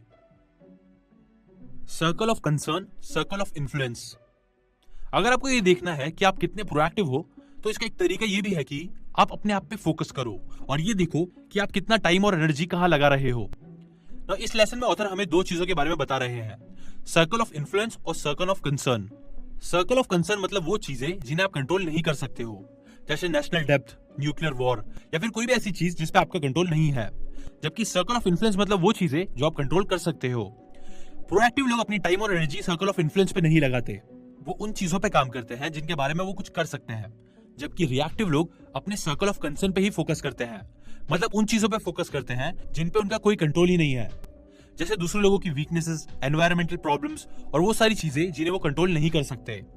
हम उस वक्त तक अपनी लाइफ को पॉजिटिवली नहीं चेंज कर सकते हैं जब तक हम अपने सर्कल ऑफ कंसर्न से बाहर नहीं निकलते। जैसे कि इस बुक के स्टार्ट में मैंने आपको ऑथर की बेटी की स्टोरी बताई थी, जिसे स्कूल में प्रॉब्लम हो रहा था। जब तक ऑथर ने और उनकी वाइफ के सर्कल ऑफ कंसर्न पे फोकस करा, मतलब उनकी वीकनेसेस पे और दूसरे बच्चों के बिहेवियर पे फोकस किया, उस वक्त तक वो कुछ नहीं कर सके। लेकिन जब उन्होंने अपने सर्कल ऑफ इन्फ्लुएंस पे फोकस किया, मतलब अपने पैराडाइम्स पे फोकस किया, उसके बाद ही उनके बेटे में पॉजिटिव चेंजेस आने स्टार्ट हुए। इसीलिए हमेशा सर्कल ऑफ कंसर्न पे फोकस करने के बजाय अपने सर्कल ऑफ इन्फ्लुएंस पे फोकस करो। Direct, indirect and no control. हमारी लाइफ में टोटल 3 टाइप की प्रॉब्लम्स होती है। नंबर 1, डायरेक्ट कंट्रोल, मतलब वो प्रॉब्लम्स जो हमारे अपने बिहेवियर की वजह से हैं। नंबर 2, इनडायरेक्ट कंट्रोल, मतलब वो प्रॉब्लम्स जो दूसरे लोगों के बिहेवियर की वजह से होते हैं। नंबर 3, नो कंट्रोल, मतलब वो प्रॉब्लम्स जिन्हें सॉल्व करने के लिए हम कुछ नहीं कर सकते। अब ऑथर कहते हैं कि अगर आपको प्रोएक्टिव बनना है तो आपको इन तीनों टाइप्स की प्रॉब्लम्स को सॉल्व करना होगा और इनका सॉल्यूशंस निकालना होगा। इसीलिए अब हम 1 बाय 1 इन प्रॉब्लम्स के सॉल्यूशंस को डिस्कस करते हैं। फर्स्ट है डायरेक्ट कंट्रोल प्रॉब्लम्स। ये प्रॉब्लम्स हमारे सर्कल ऑफ इन्फ्लुएंस में है, इसीलिए इन्हें हम डेफिनेटली सॉल्व कर सकते हैं। और इन प्रॉब्लम्स का सॉल्यूशन है प्राइवेट विक्ट्रीज, मतलब इन्हें सॉल्व करने के लिए आपको अंदर हैबिट 1, 2, 3 को डेवलप करना होगा। सेकेंड है इनडायरेक्ट कंट्रोल प्रॉब्लम्स, और इन्हें सॉल्व करने के लिए हमें दूसरे लोगों के बिहेवियर्स को चेंज करना होगा, और इसके लिए आपको हैबिट 4, 5, 6 को डेवलप करना होगा। ऑथर कहते हैं कि कई लोगों को इन्फ्लुएंस करने में मोर देन 30 डिफरेंट वेज है, लेकिन ज्यादातर लोग इनमें से बस 3 या 4 मेथड्स का यूज करते हैं। वो रीजनिंग का यूज करते हैं और फिर जब वो काम नहीं करती है तो वो दूसरों से लड़ना शुरू कर देते हैं, जो कि बिल्कुल गलत है। आपको चाहिए कि आप अपनी स्ट्रेंथ को चेंज करो, अपने अंदर पब्लिक विक्ट्रीज की हैबिट को डेवलप करो। थर्ड है नो कंट्रोल प्रॉब्लम्स। इन प्रॉब्लम्स को सॉल्व करने के लिए बस एक ही तरीका है, वो ये है कि आप इन प्रॉब्लम्स को एक्सेप्ट करें और इनके साथ रहना सीखें, चाहे आपको ये प्रॉब्लम पसंद हो या ना हो। ये करने से आप इन प्रॉब्लम्स को अपनी लाइफ का कंट्रोल नहीं देते हो। Expanding the circle of influence. Author कहते हैं कि जब हम किसी भी सिचुएशन में सही रिस्पॉन्स देते हैं तो उससे हमारी सिचुएशन पर बहुत इफेक्ट पड़ता है और हमें डिफरेंट रिजल्ट्स भी मिलते हैं। जैसे ऑथर इस बुक में एक ऑर्गेनाइजेशन की हेल्प देते हैं जिनके साथ वो कई सालों से काम कर रहे थे। इस ऑर्गेनाइजेशन के जो हेड थे वो एक बहुत ही क्रिएटिव, टैलेंटेड और काबिल इंसान थे, और ये बात उस ऑर्गेनाइजेशन में सब जानते थे। उसमें बस एक ही चीज अच्छी नहीं थी, और वो था उसका मैनेजमेंट स्टाइल। वो लोगों को बस ऑर्डर्स दिया करते थे कि ये करो, वो करो, डिसीजन मैं लूंगा, और उन्हें ऐसे ही बुरे तरीके से ट्रीट करते थे। अब इसका इफेक्ट उनके सारे एग्जीक्यूटिव्स पे पड़ा ना। वो सारे एग्जीक्यूटिव उनकी बुराई करते थे और अपने सर्कल ऑफ कंसर्न पे फोकस करते थे, सिवाय एक के। ये एग्जीक्यूटिव बहुत ही प्रोएक्टिव था। वो अपने प्रेसिडेंट की बुराई करने के बजाय या फिर उनकी वीकनेसेस के बारे में बात करने के बजाय उनकी स्ट्रेंथ पे फोकस करता था। इवन तो उनका प्रेसिडेंट उनसे भी वैसे ही ट्रीट करता था जैसे कि बाकी एग्जीक्यूटिव के साथ करता था। स्टिल उन्होंने अपने सर्कल ऑफ इन्फ्लुएंस पे फोकस करा। वो अपने प्रेसिडेंट की नीड्स को समझते थे और उनके जो कंसर्न्स थे उन्हें अच्छे से स्टडी करते थे, ताकि जब वो अपनी इन्फॉर्मेशन प्रेजेंट करे तो वो स्टडी के बेसिस पे इन्फॉर्मेशन दे। एक बार वो अपने प्रेसिडेंट के साथ बैठे और उनसे किसी चीज के बारे में डिस्कस कर रहे थे, और सरप्राइजिंगली उनके प्रेसिडेंट ने उनसे वो सारी इन्फॉर्मेशन दी जो वो चाहते थे। इवन उनसे एडिशनल इन्फॉर्मेशन भी दी और साथ में कुछ सजेशंस भी दिए। नो नेक्स्ट मीटिंग में क्या हुआ कि अगेन वो प्रेसिडेंट सबको ऑर्डर्स दे रहे थे, बट इस प्रोएक्टिव एग्जीक्यूटिव को वो ऑर्डर देने के बजाय उनसे वो उनके ओपिनियंस पूछ रहे थे। ना अगर हम इसी एग्जांपल को देखें तो ये सारे एग्जीक्यूटिव एक ही पोजीशन में थे, बट उस प्रोएक्टिव एग्जीक्यूटिव ने अपने सर्कल ऑफ इन्फ्लुएंस पे फोकस किया, जिसकी वजह से वो सक्सेसफुल बना और ये करने से उसका सर्कल ऑफ इन्फ्लुएंस भी और ज्यादा एक्सपांड हुआ। रिएक्टिव लोगों का ये नेचर होता है कि वो हमेशा अपने आप को रिस्पॉन्सिबिलिटी से दूर करते हैं, क्योंकि ये करना बहुत ही आसान है कि मैं रिस्पॉन्सिबल नहीं हूँ, जबकि रिस्पॉन्सिबिलिटी लेना एक बहुत ही मुश्किल चीज है। सर्कल ऑफ इन्फ्लुएंस का एक बहुत अच्छा एग्जाम्पल है महात्मा गांधी जी। गांधी जी को बहुत से लोग क्रिटिसाइज करते थे। वो लोग चाहते थे कि गांधी जी लेजिस्लेटिव चेंबर्स में उन्हें ज्वाइन करे, और वो लोग बस ब्रिटिश एम्पायर की बुराई करते थे और हमेशा अपने सर्कल ऑफ कंसर्न पे फोकस करते थे। लेकिन गांधी उनके सर्कल ऑफ कंसर्न को ज्वाइन नहीं करना चाहते थे और उन्होंने सिर्फ अपने सर्कल ऑफ इन्फ्लुएंस पे फोकस करा। उन्होंने दूसरे लोगों से सपोर्ट गेन किया, उनका ट्रस्ट गेन किया, एंड इवन दो उनके पास कोई पॉलिटिकल पोजीशन नहीं थी, बट स्टिल उन्होंने ब्रिटिशर्स को झुका दिया। इसलिए गांधी जी से सीख के हमेशा अपने सर्कल ऑफ इन्फ्लुएंस पे फोकस करो। The haves and the bees. अभी हमने ये सीखा है कि अपने सर्कल ऑफ इन्फ्लुएंस पे फोकस करना कितना इंपॉर्टेंट है, और अगर आपको अपने सर्कल ऑफ इन्फ्लुएंस पे फोकस करना है तो मेक श्योर कि आप अपने हैव्स एंड बीज का ध्यान रखो। अगर हिंदी में बताओ तो ये समझो, इसका मतलब ये होता है कि काश मैं ये होता या फिर मैं ये हूं। हमारा जो सर्कल ऑफ कंसर्न है वो हैव्स से भरा हुआ है। जैसे लोग अक्सर ये कहते हैं कि मैं खुश होता अगर मेरे घर के बिल्स पेड होते, अगर मेरे हस्बैंड में पेशेंस होता तो मैं खुश होती, अगर मेरे पास डिग्री होती, अगर मेरे बच्चे ओबीडियंट होते। मतलब ये सारे सेंटेंसेस में आप देखोगे तो विशेस है, इंग्लिश में जिसे हैव्स बोलते हैं। जबकि अगर सर्कल ऑफ इन्फ्लुएंस की बात करें तो इसमें बी का वर्ड आता है, जिसे हिंदी में हूं भी बोल सकते हैं। फॉर एग्जाम्पल, मैं एक सबर वाला इंसान बन सकता हूं, मैं और ज्यादा लविंग इंसान बनूंगा, मैं और ज्यादा समझदार और अमीर बन सकता हूं। इसीलिए अगर आप अपने सर्कल ऑफ इन्फ्लुएंस पे फोकस करना चाहते हो तो बीज का यूज करो, ना कि हैव्स का। हम लोग अक्सर ये भी सोचते हैं कि प्रॉब्लम कहीं बाहर है, जो कि एक प्रोएक्टिव सोच नहीं है। अगर आपको प्रोएक्टिव बनना है तो आपको ये समझना होगा कि प्रॉब्लम आपके अंदर है, और अगर आपको बाहर के रिजल्ट्स को चेंज करना चाहते हो तो पहले आप अपने आप को अंदर से चेंज करो। जैसे कि इस बुक में ऑथर ने एक फेमस स्टोरी शेयर करी है। ये स्टोरी जोसेफ की है, जिसके भाइयों ने उसे 17 साल की एज में बेच दिया था और वो इजिप्ट में एक स्लेव बनकर रह गए थे। अब अगर जोसेफ चाहते तो आराम से भाइयों को इस सब के लिए ब्लेम कर सकते थे और उन सारी चीजों पे फोकस कर सकते थे जो उनके पास नहीं थी, बट उन्होंने ऐसा नहीं किया क्योंकि वो एक बहुत ही प्रोएक्टिव पर्सन थे। उन्होंने सिर्फ अपने आप पे फोकस किया, जिसका रिजल्ट कुछ टाइम बाद ही वो अपने मास्टर का पूरा घर अकेले संभाल रहे थे। कुछ टाइम बाद उन्होंने एक डिफिकल्ट सिचुएशन फेस किया। उसमें क्या हुआ कि उन्हें 13 साल के लिए जेल में डाल दिया गया, बट अगेन उन्होंने प्रोएक्टिविटी दिखाई और अपने आप पे काम किया, और कुछ टाइम बाद उन्होंने पूरे इजिप्ट को खुद चलाया। बहुत से लोग अपने आप को सही करने के बजाय दूसरी चीजों को ब्लेम करते हैं, क्योंकि ये करना सबसे आसान है। जैसे मान लो मेरी मैरिड लाइफ में कुछ प्रॉब्लम चल रही है, अब अगर मैं अपनी वाइफ पे पूरी गलतियां निकालता रहूं और अपने आप को रिस्पॉन्सिबल नहीं समझूं तो इससे मेरी सिचुएशन इंप्रूव नहीं होगी, और ये करने से मेरी वाइफ में भी कोई इंप्रूवमेंट नहीं आएगी। अगर मैं वाकई सिचुएशन को इंप्रूव करना चाहता हूं तो मुझे अपने आप पे फोकस करना होगा, क्योंकि एक वही चीज है जिसपे मेरा कंट्रोल है।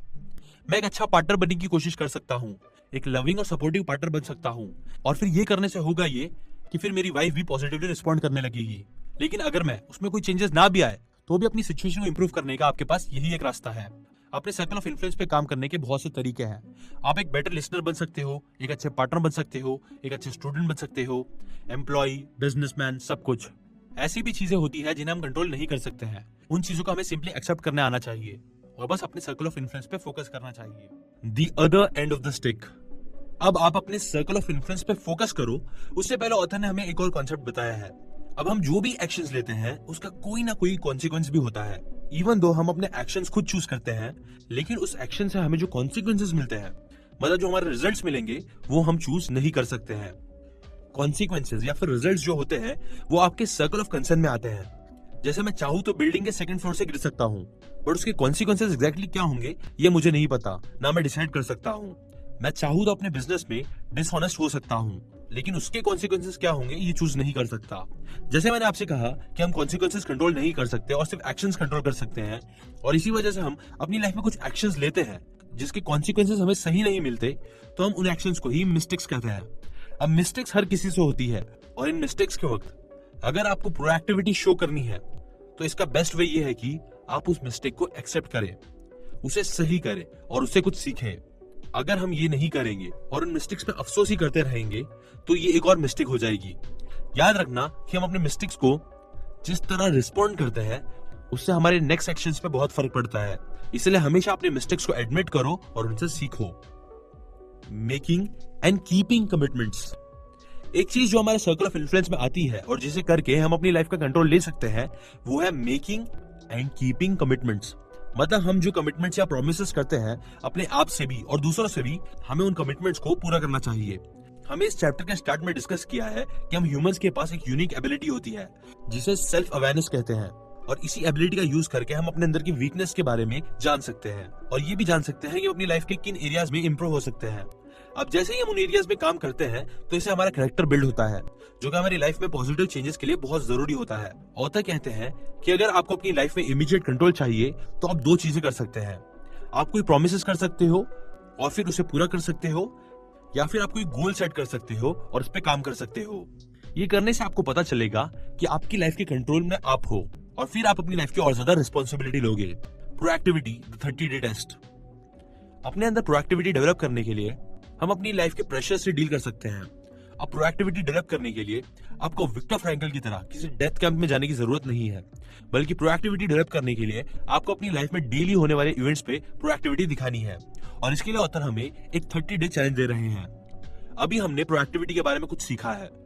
आपने उन प्रिंसिपल्स को अगले 30 दिनों तक सिर्फ अपने सर्कल ऑफ इन्फ्लुएंस पे काम करे, छोटे छोटे कमिटमेंट्स करे और उन्हें पूरा करे। किसी और को जज या क्रिटिसाइज ना करे। प्रॉब्लम से प्रॉब्लम्स नहीं बल्कि सॉल्यूशंस ढूंढे। ये प्रिंसिपल्स को अपनी मैरिज में, अपनी फैमिली में और अपनी जॉब में प्रैक्टिस करे। दूसरे लोगों की वीकनेस पे बात ना करे। जब आप कोई मिस्टेक्स करे तो उसे एडमिट करे, उसे सही करे और उसे कुछ सीखे। अपनी लाइफ में होने वाली चीजें के लिए दूसरों को ब्लेम ना करे। सिर्फ उन चीजों पे काम करे जिस पे आपका कंट्रोल है। अपने आप पे काम करे। हैव्स के बजाय बीज पे काम करे। दूसरों को उनकी वीकनेसेस के लिए बुरा भला ना कहे, बल्कि उनकी वीकनेसेस के लिए फील करे। और ये भी याद रखना कि वो जो कर रहे हैं उसमें कोई प्रॉब्लम नहीं है। आप जिस तरह रिस्पॉन्ड करते हैं प्रॉब्लम उसमें है। अगर आप ये सोचते हैं कि प्रॉब्लम कहीं बाहर है तो ये सोचना बंद करें, क्योंकि इस सोच में ही प्रॉब्लम है। जैसे जैसे आप इन प्रिंसिपल के साथ जीना सीख जाओगे, आपका फ्रीडम बढ़ता ही जाएगा। और जो लोग ये नहीं करेंगे वो कभी भी एक्सपीरियंस नहीं करेंगे, और उनके पेरेंट्स और सोसाइटी ने जिस तरह उनकी ट्रेनिंग और कंडीशनिंग की है वो बस उसी तरह जिंदगी गुजार देंगे। इसलिए याद रखना कि ये हैबिट्स इफेक्टिव बनने के लिए बहुत जरूरी है, और जो बाकी हैबिट्स हम डिस्कस करेंगे उन्हें डेवलप करने के लिए भी हैबिट बहुत जरूरी है। Application suggestion.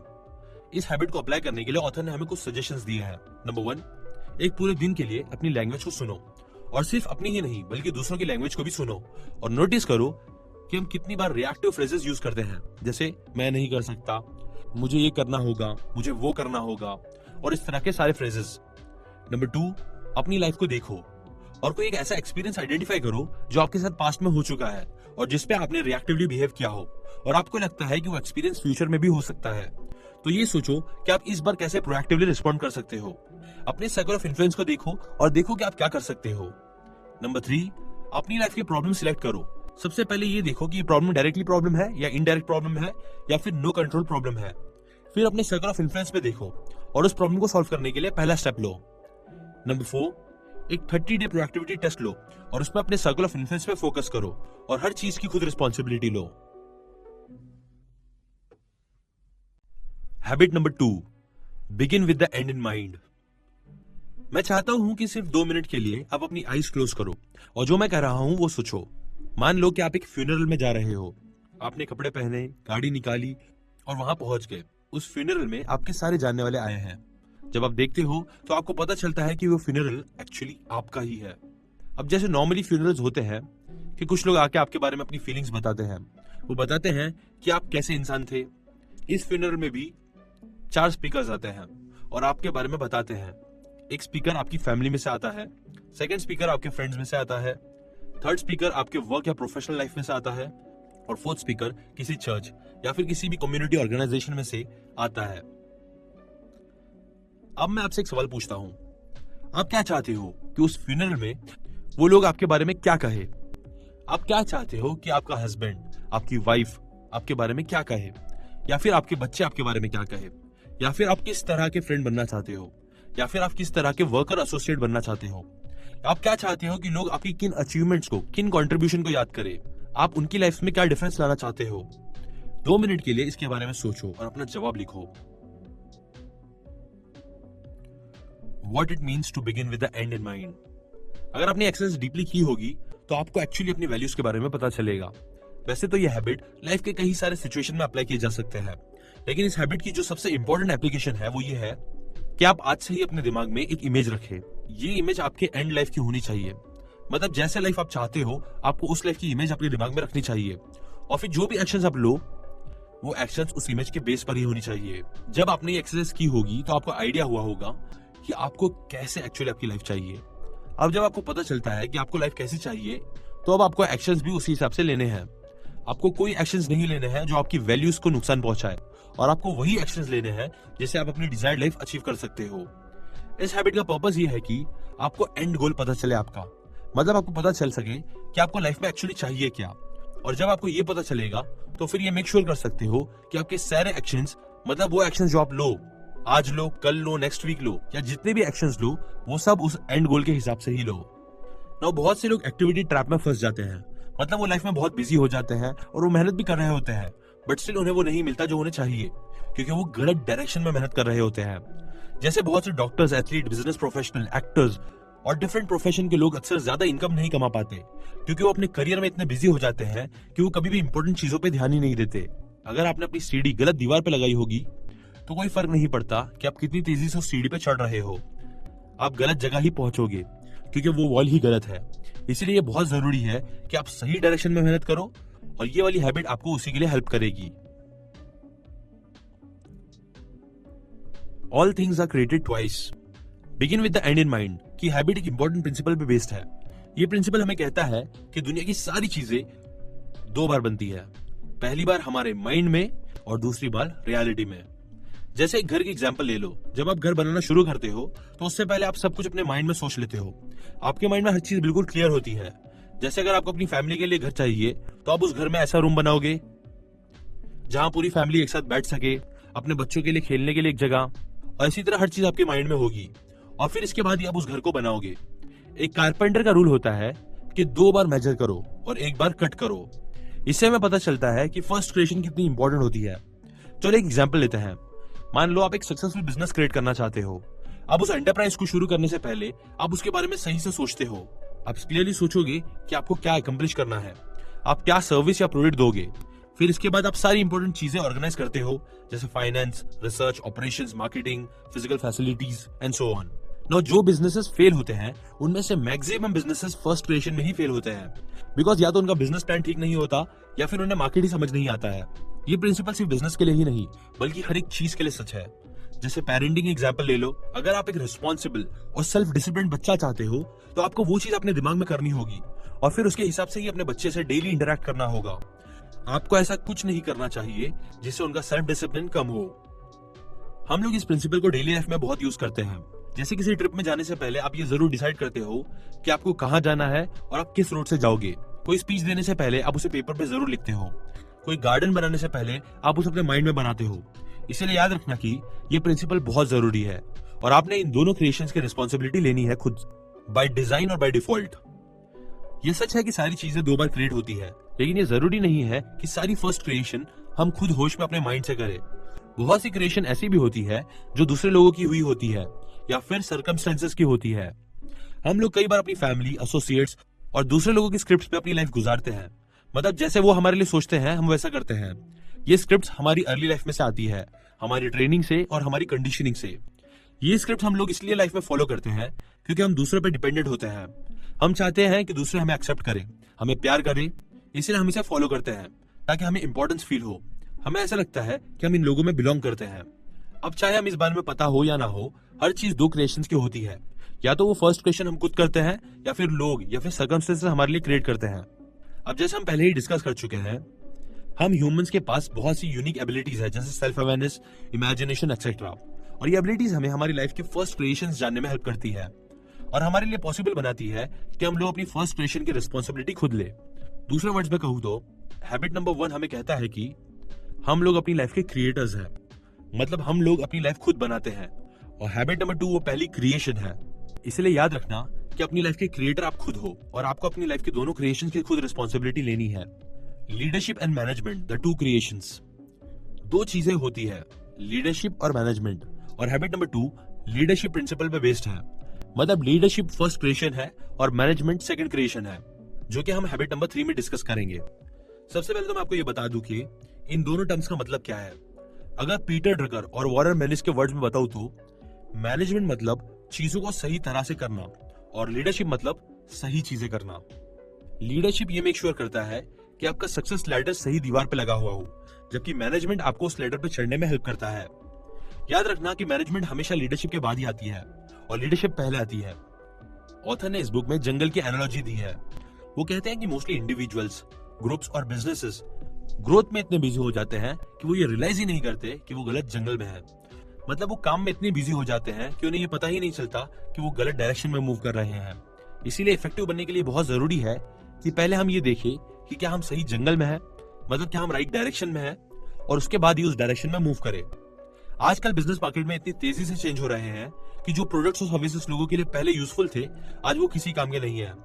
लीडरशिप का यूज करके हम बहुत सी चीजों को मॉनिटर कर पाते हैं। हम एनवायरमेंटल चेंजेस को मॉनिटर कर पाते हैं, कस्टमर्स की बाइंग हैबिट्स को मॉनिटर कर पाते हैं, और लीडरशिप की हेल्प से हम राइट डिसीजन में मूव करते हैं।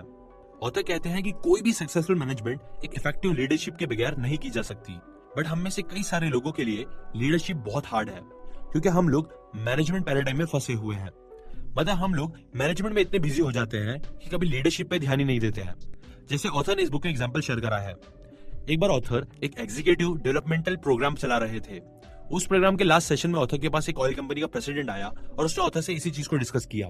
बेसिकली वो प्रेसिडेंट भी बाकी लोगों की तरह मैनेजमेंट में बहुत बिजी था, लेकिन जब स्टीवन कवी ने उसे मैनेजमेंट और लीडरशिप के डिफरेंस को समझाया तो उसके बाद उन्होंने रियलाइज किया कि वो कभी लीडरशिप में इतना काम ही नहीं कर रहे थे और हमेशा मैनेजमेंट पे ही काम कर रहे थे।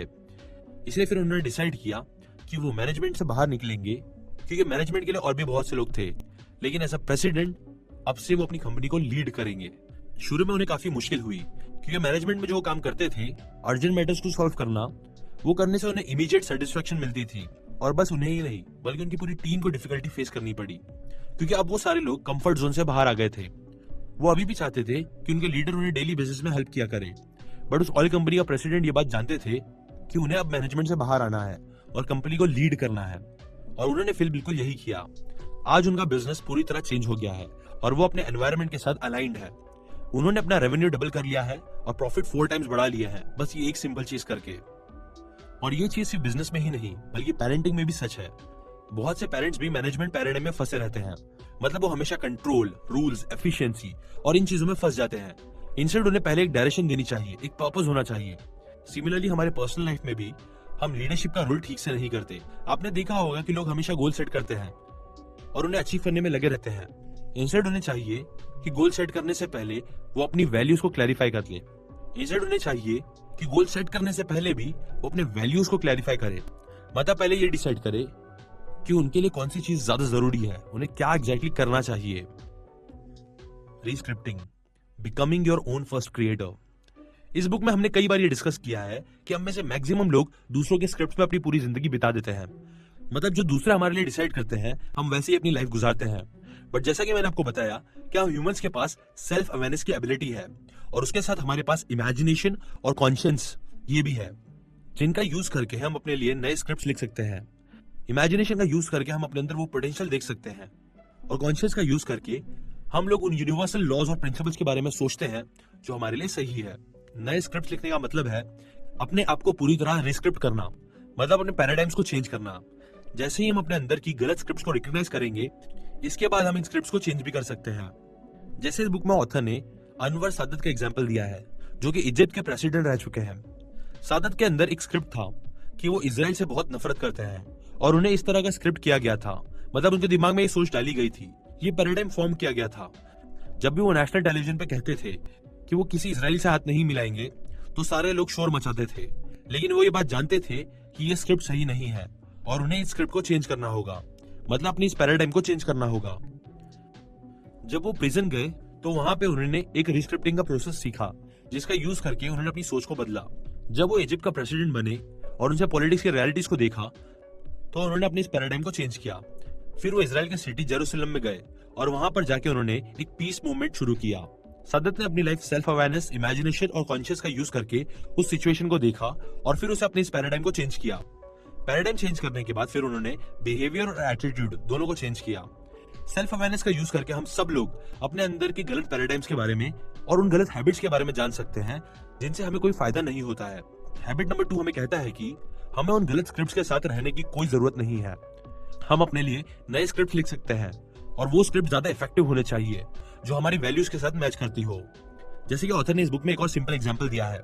मान लो मैं एक बहुत ही रिएक्टिव फादर हूँ, मतलब जब भी मेरे बच्चे कुछ गलत करते हैं तो मैं बहुत बुरी तरह से रिएक्ट करता हूँ। मैं अपने बच्चों की लॉन्ग टर्म ग्रोथ पे ध्यान नहीं देता, बट मेरा फोकस शॉर्ट टर्म बिहेवियर पे होता है। मैं बस अपने साइज और पावर का फायदा उठाकर उन्हें डांटता हूँ, उन पर चिल्लाता हूँ, उन्हें पनिश करता हूँ और फिर उनसे लड़ाई जीत भी जाता हूँ।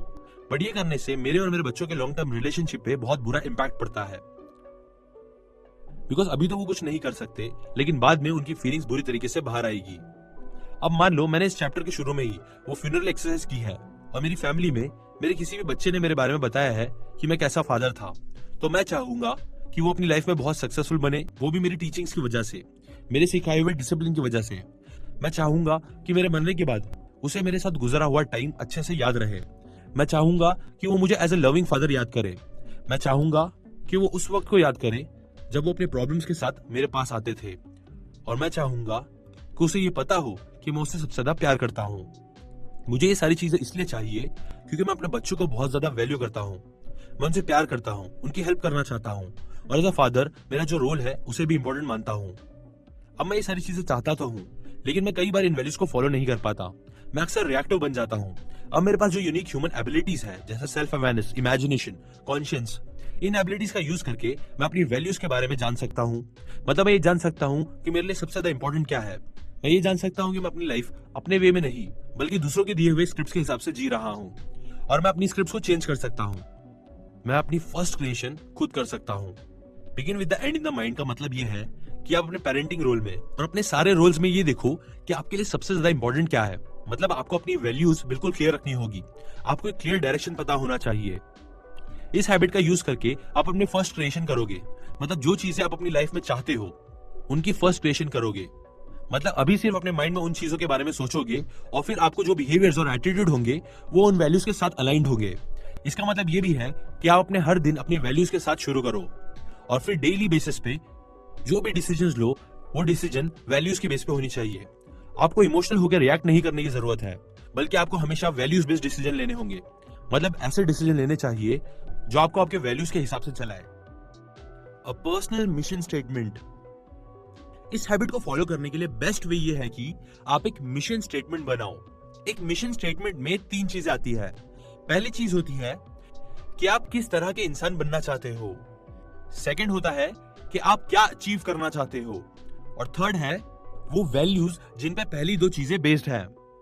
अब हर इंसान अलग होता है और सबकी वैल्यूज अलग होती है, इसीलिए सबके मिशन स्टेटमेंट्स भी अलग अलग होंगे। जैसे ऑथर ने अपने एक फ्रेंड का मिशन स्टेटमेंट शेयर किया है। उनका मिशन स्टेटमेंट कुछ ये है। सबसे पहले घर में कामयाब हो, हॉनेस्टी पे कभी कॉम्प्रोमाइज नहीं करना, जज करने से पहले दोनों साइड्स की बातों को सुनना, हमेशा दूसरों से काउंसलिंग लो, जो लोग नहीं है उन्हें डिफेंड करो। और इसी तरह बहुत सी चीजें हैं जो उनके फ्रेंड ने अपनी वैल्यूज के तौर पे लिखी है। ना इसी तरह एक और वुमेन है जो अपनी फैमिली वैल्यूज और वर्क वैल्यूज को बैलेंस करना चाहती है। उनका मिशन स्टेटमेंट ये लिखा हुआ है, मैं अपनी फैमिली और वर्क लाइफ को बैलेंस करूंगी क्योंकि दोनों मेरे लिए इंपॉर्टेंट है। मेरा घर एक ऐसी जगह होगी जहां मुझे मेरे फैमिली, फ्रेंड्स और मेरे गेस्ट को पीस और कंफर्ट मिलेगी। मैं अपने बच्चों को सिखाना चाहती हूँ कि प्रेयर कैसे करते हैं, सीखते कैसे हैं, हंसते कैसे हैं, और उनके यूनिक टैलेंट्स को डेवलप करना चाहती हूँ। और इसी तरह उन्होंने भी बहुत सारी चीजें लिखी जिनकी वो वैल्यू करती थी। ये समझ लो कि ये पर्सनल मिशन स्टेटमेंट्स आपके पर्सनल कॉन्स्टिट्यूशन की तरह है। जैसे यूनाइटेड स्टेट्स का जो कॉन्स्टिट्यूशन है उसी का एग्जांपल लेते हैं। यूनाइटेड स्टेट्स का कॉन्स्टिट्यूशन ज्यादा चेंज नहीं हो सकता है। पिछले 200 सालों में उसमें सिर्फ 26 चेंजेस हुए हैं। ये कॉन्स्टिट्यूशन एक्चुअली एक मेन डॉक्यूमेंट है जिसके बेसिस पे बाकी सारे लॉज बनते हैं। यही वो डॉक्यूमेंट है जिसे प्रेसिडेंट सपोर्ट और डिफेंड करने का वादा करता है। ये एक की डॉक्यूमेंट है जिसे बाकी सारी चीजें मिलती है। ये कॉन्स्टिट्यूशन आज पूरी कंट्री को इसलिए सर्व कर रहा है क्योंकि वो करेक्ट प्रिंसिपल पे बेस्ड है। हमारा पर्सनल मिशन स्टेटमेंट भी इसी तरीके का है। वो भी एक मेन डॉक्यूमेंट की तरह है जिसके बेस पे हम सारे डिसीजंस लिया करेंगे। ये डॉक्यूमेंट सही डिसीजन लेने में हमारा हेल्प करेगा। कभी कभी हमारा एनवायरनमेंट ऐसा भी हो जाता है कि लोग बिल्कुल गिव अप कर देते हैं, बस फिर उम्मीद करते हैं कि उनके साथ कुछ अच्छा हो जाए। बट हमें ऐसा नहीं करना चाहिए। जब विक्टर फ्रैंकल नाजी के डेथ कैंप्स में थे तो उन्होंने लाइफ में पर्पस की इंपॉर्टेंस को सीखा था। उन्होंने सीखा था कि लाइफ में एक पर्पस होना बहुत इंपॉर्टेंट है। एक फिलॉसफी है जिसे कहते हैं लोगोथेरेपी। ये फिलॉसफी हमसे कहती है कि बहुत से लोग जिन्हें मेंटल और इमोशनल इलनेसेस कहते हैं, वो बेसिकली लाइफ में कोई मीनिंग ना होने की वजह से होता है। जब आप अपना मिशन स्टेटमेंट बना लोगे तो आपके पास एक मिशन आ जाएगा, आपको आपकी वैल्यूज पता चलेगी और ये वैल्यूज और विजन ही आपकी लाइफ को आगे लेकर जाएगी। इन वैल्यूज के बेस पर ही फिर आप लॉन्ग टर्म या शॉर्ट टर्म गोल सेट कर पाओगे। आपके पास आपका एक रिटन कॉन्स्टिट्यूशन होगा जो कि करेक्ट प्रिंसिपल और वैल्यूज पे बेस्ड होगा, जिससे आप सही डिसीजंस लोगे और अपना टाइम, टैलेंट और एनर्जी को ठीक से यूज कर सकोगे। एट दी सेंटर, अब अपना मिशन स्टेटमेंट लिखने के लिए हमें अपने सर्कल ऑफ इन्फ्लुएंस के सेंटर से शुरू करना होगा। हमारा जो सेंटर होता है ये हमारे सबसे बेसिक पैराडाइम होते हैं और इन्हीं पैराडाइम्स की हेल्प से हमारी पूरी सोच बनती है। अब ये सेंटर क्या है और आप अपना सेंटर कैसे ढूंढोगे, ये तो आपको आगे आने वाले लेसन्स में पता चल जाएगा। बट अभी इंपॉर्टेंट बात यह है कि हम अपनी लाइफ में जो भी वैल्यूज और विजन सेट करते हैं वो इस सेंटर के बेसिस पर होता है। हम इस सेंटर के बेस पर ही अपने मैक्स को एग्जामिन करते हैं, हम इसी के बेस पर टैलेंट्स को आइडेंटिफाई करते हैं, हम इसी के बेस पर अपने डिजायर्ड लाइफ भी बताते हैं। हमें अपनी लाइफ में सिक्योरिटी, गाइडेंस, विजडम, पावर सब इन्हीं सेंटर से मिलते हैं। सिक्योरिटी मतलब अपनी सेंस ऑफ वर्थ, आपका सेल्फ एस्टीम, मतलब आप अपने आप को कितना इंपॉर्टेंट समझते हैं। गाइडेंस मतलब आप अपनी लाइफ में कोई भी डायरेक्शन कैसे चूज करते हैं। इसका ये मतलब है कि आप अपनी लाइफ के जो डिसीजंस लेते हो वो इसी सेंटर के बेस पर लेते हैं। विजडम मतलब आप लाइफ की डिफरेंट चीजों के बारे में कैसे सोचते हो। पावर मतलब कुछ भी अचीव करने की और एक्ट करने की कैपेसिटी। ऑथर कहते हैं कि ये चारों फैक्टर्स एक दूसरे पर डिपेंडेंट है। सिक्योरिटी और गाइडेंस की हेल्प से हमें विजडम मिलती है और फिर विजडम की हेल्प से हमें पावर मिलती है। जब ये चारों फैक्टर्स एक साथ प्रेजेंट होते हैं तो इससे हमारा कैरेक्टर बैलेंस होता है और हम एक बहुत ही इफेक्टिव इंडिविजुअल बन सकते हैं। ये चारों फैक्टर्स कम भी हो सकते हैं और ज्यादा भी, लेकिन याद रखना कि ये चारों फैक्टर्स होना बहुत इंपॉर्टेंट है और ये चारों चीजें आपके सेंटर से मिलती है। ऑल्टरनेटिव सेंटर्स, हमने डिस्कस कर लिया है कि सेंटर क्या होता है। सेंटर मतलब आपका सबसे बेसिक पैराडाइम, मतलब ऐसी चीज जो आपके लिए बहुत इंपॉर्टेंट है और आप अपने विजन्स और वैल्यूज उसी के बेस पर सेट करते हो और आपको अपनी लाइफ की सिक्योरिटी, गाइडेंस, विजडम, पावर सब इसी के बेस पर मिलती है। चलो अब हम कुछ ऑल्टरनेटिव सेंटर्स के बारे में देखते हैं जो आपको और ज्यादा हेल्प करेगा। Number 1, spouse centredness. Spouse centredness मतलब यह है कि आपका पार्टनर आपके सेंटर में है, मतलब वो आपके लिए बहुत ज्यादा इंपॉर्टेंट है। अब सुनने में तो ऐसा लगता है जैसे ये स्पाउस सेंटर्डनेस अच्छा है, लेकिन ये सच नहीं है। स्पाउस सेंटर्डनेस का सबसे बड़ा प्रॉब्लम है स्ट्रॉन्ग इमोशनल डिपेंडेंस, मतलब हम इमोशनली दूसरे पर्सन पे डिपेंड करते हैं। जैसे आपकी फीलिंग्स और इमोशन उस दूसरे पर्सन की बिहेवियर और उसकी फीलिंग्स पर डिपेंड करेंगे। आपको सिक्योर सिर्फ उसी वक्त फील होगा जब आपका रिलेशनशिप अच्छा चल रहा होगा, लेकिन जैसे ही कोई प्रॉब्लम आएगी फिर आप सिक्योर फील नहीं करोगे। साथ ही आपको गाइडेंस भी उन इमोशन से ही मिलेंगे और अगर आप दोनों के बीच में प्रॉब्लम्स होगी तो आपको विजडम और पावर भी नहीं मिलेगी। Number 2, family centredness. एक और कॉमन सेंटर जो बहुत से लोगों का होता है वो होता है फैमिली। अब ये भी सुनने में सही लगता है, लेकिन जो लोग फैमिली सेंटर्ड होते हैं उनके साथ बहुत प्रॉब्लम होती है। फैमिली सेंटर्ड लोगों को अपनी सिक्योरिटी अपनी फैमिली की वजह से मिलती है और अगर कभी फैमिली में कोई चेंज आता है तो फिर वो बहुत ज्यादा बुरा फील करते हैं। इसके अलावा जो फैमिली सेंटर्ड पेरेंट्स होते हैं वो भी अपने बच्चों को ठीक से ग्रो और डेवलप नहीं कर पाते हैं क्योंकि वो इमोशनली बहुत ज्यादा अपनी फैमिली पर डिपेंडेंट होते हैं। Number 3, money centredness. Money centredness लोग वो होते हैं जिनके लिए पैसा बहुत ज्यादा इंपॉर्टेंट होता है, बट अगेन इस सेंटर में भी कई सारी प्रॉब्लम्स है। सबसे पहली चीज तो यह है कि मनी सेंटर्ड लोगों के पास कोई विजडम और कोई गाइडेंस नहीं होती है और थोड़ी सी ही सिक्योरिटी और पावर होती है। अगर कुछ भी ऐसा हो जाए जिससे इनकी इकोनॉमिक कंडीशन में कोई प्रॉब्लम आए तो फिर ये चीज इनकी सिक्योरिटी को इफेक्ट करती है। इसके अलावा जो लोग बहुत ज्यादा मनी सेंटर्ड होते हैं उनके साथ फैमिली इश्यूज भी बहुत होते हैं क्योंकि वो हमेशा सिर्फ पैसों को ही इंपॉर्टेंस देते हैं और अपनी फैमिली को टाइम नहीं देते हैं। Number 4, work centredness. ये वो लोग होते हैं जिनके लिए उनका काम बहुत ही ज्यादा इंपॉर्टेंट होता है। ये लोग बहुत ज्यादा हार्डवर्किंग होते हैं, लेकिन काम के चक्कर में ये अपनी हेल्थ, रिलेशनशिप्स और दूसरी चीजों को सैक्रिफाइस कर देते हैं। अगर किसी भी वजह से ये अपना काम नहीं कर पाते हैं तो इनकी सिक्योरिटी, पावर और हर चीज में डैमेज होती है। Number 5, possession centredness. बहुत से लोग पोजेशन सेंटर्ड होते हैं, मतलब ये कि उन्हें चीजों का कंट्रोल चाहिए होता है। उन्हें उनकी सेल्फ वर्थ चीजों से मिलती है। जैसे उनके लिए बहुत इंपॉर्टेंट होता है कि उनके पास अच्छे क्लोथ्स हो, बड़ा घर हो, गाड़ी हो, इसके अलावा फेम हो, पैसा हो। जब उनके पास ये चीजें नहीं होती है तो वो सिक्योर फील नहीं करते हैं। जब भी वो किसी ऐसे इंसान से मिलते हैं जिनके पास उनसे ज्यादा पैसा होता है तो फिर वो इंफीरियर फील करते हैं, मतलब छोटा फील करते हैं। जब किसी ऐसे इंसान से मिलते हैं जिनके पास उनसे कम पैसा होता है तो फिर वो अपने आप को बड़ा समझने लगते हैं। ये लोग कॉन्स्टेंटली अपनी चीजों को प्रोटेक्ट करने में लगे रहते हैं क्योंकि इन चीजों की वजह से ही वो सिक्योर फील करते हैं। आपने ऐसे लोगों की स्टोरीज भी सुनी होगी जो अपना सब कुछ खो देने के बाद सुसाइड कर लेते हैं। तो ये वही लोग होते हैं जो पोजेशन सेंटर्ड होते हैं। Number 6, pleasure centredness. ये वो लोग होते हैं जिनके लिए सबसे ज्यादा इंपॉर्टेंट होता है प्लेजर।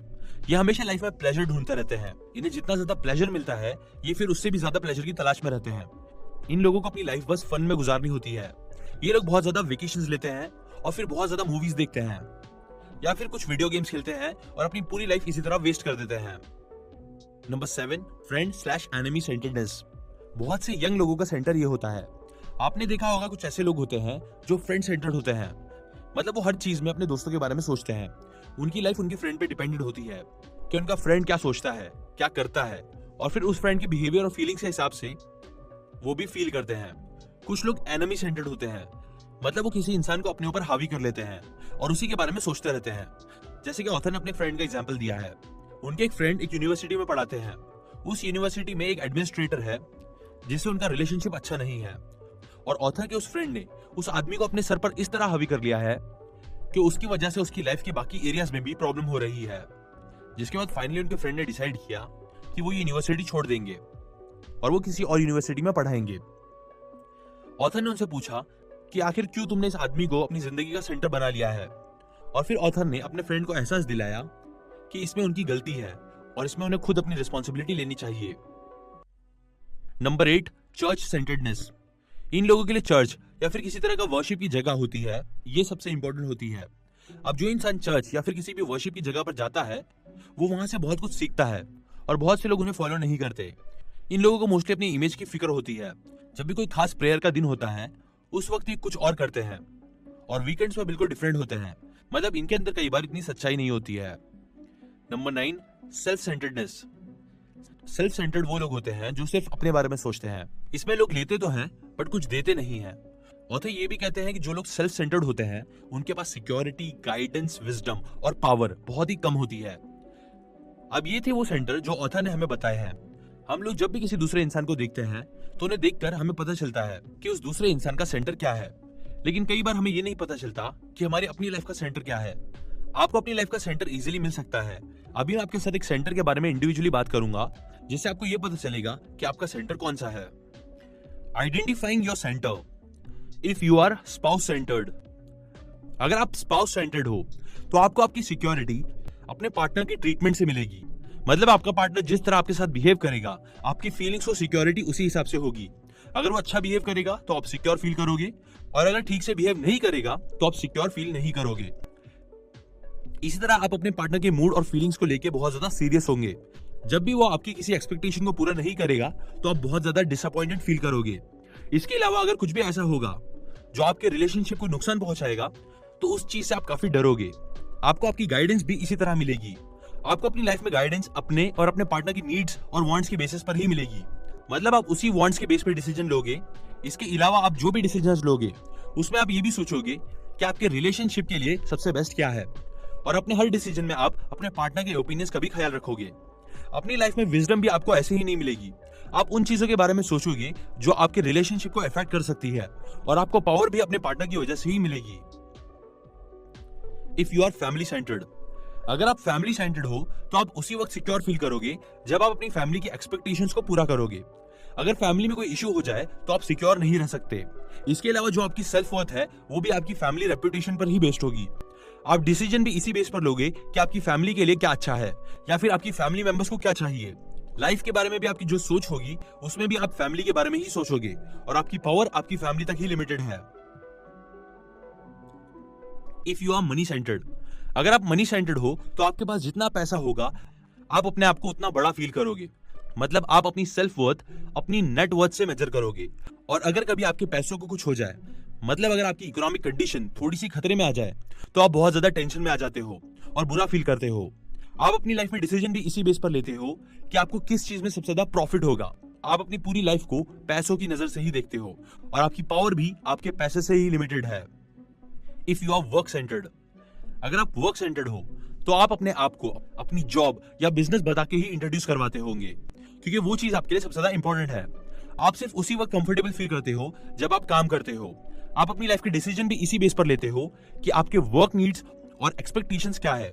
आपकी लिमिट्स भी आपके वर्क तक ही लिमिटेड है, और आपकी जो एक्शंस है वो इसी पे लिमिटेड होंगे कि आपके बॉस आपके बारे में क्या सोचते हैं, आपके वर्क में क्या अपॉर्चुनिटीज है, और इसी तरह आपके एक्शंस आपके काम तक लिमिटेड होंगे। आप ऐसा कोई काम नहीं करोगे जिससे आपकी वैल्यू डैमेज हो। If you are position centred, अगर आप पोजीशन सेंटर्ड हो तो आपकी सिक्योरिटी उन चीजों पर बेस्ड होगी जो आपके पास है। मतलब अगर आपके पास ज्यादा अच्छी चीजें हैं, अगर आपकी रेपुटेशन अच्छी है तो आप बहुत अच्छा फील करोगे, और अगर वो चीजें ना हो तो आप अच्छा फील नहीं करोगे। साथ ही आपके अंदर ये भी हैबिट होगी कि आप अपनी चीजों को दूसरों की चीजों के साथ कंपेयर करते रहोगे। आप डिसीजन भी इसी बेस पर लोगे जिससे आपके पास ज्यादा मटेरियल चीजें आए। आप लाइफ को इसी नजर से देखोगे कि किस इंसान के पास ज्यादा चीजें हैं, और आपके एक्शन लेने की लिमिट भी इतनी ही होगी कि आप क्या बाय कर सकते हो।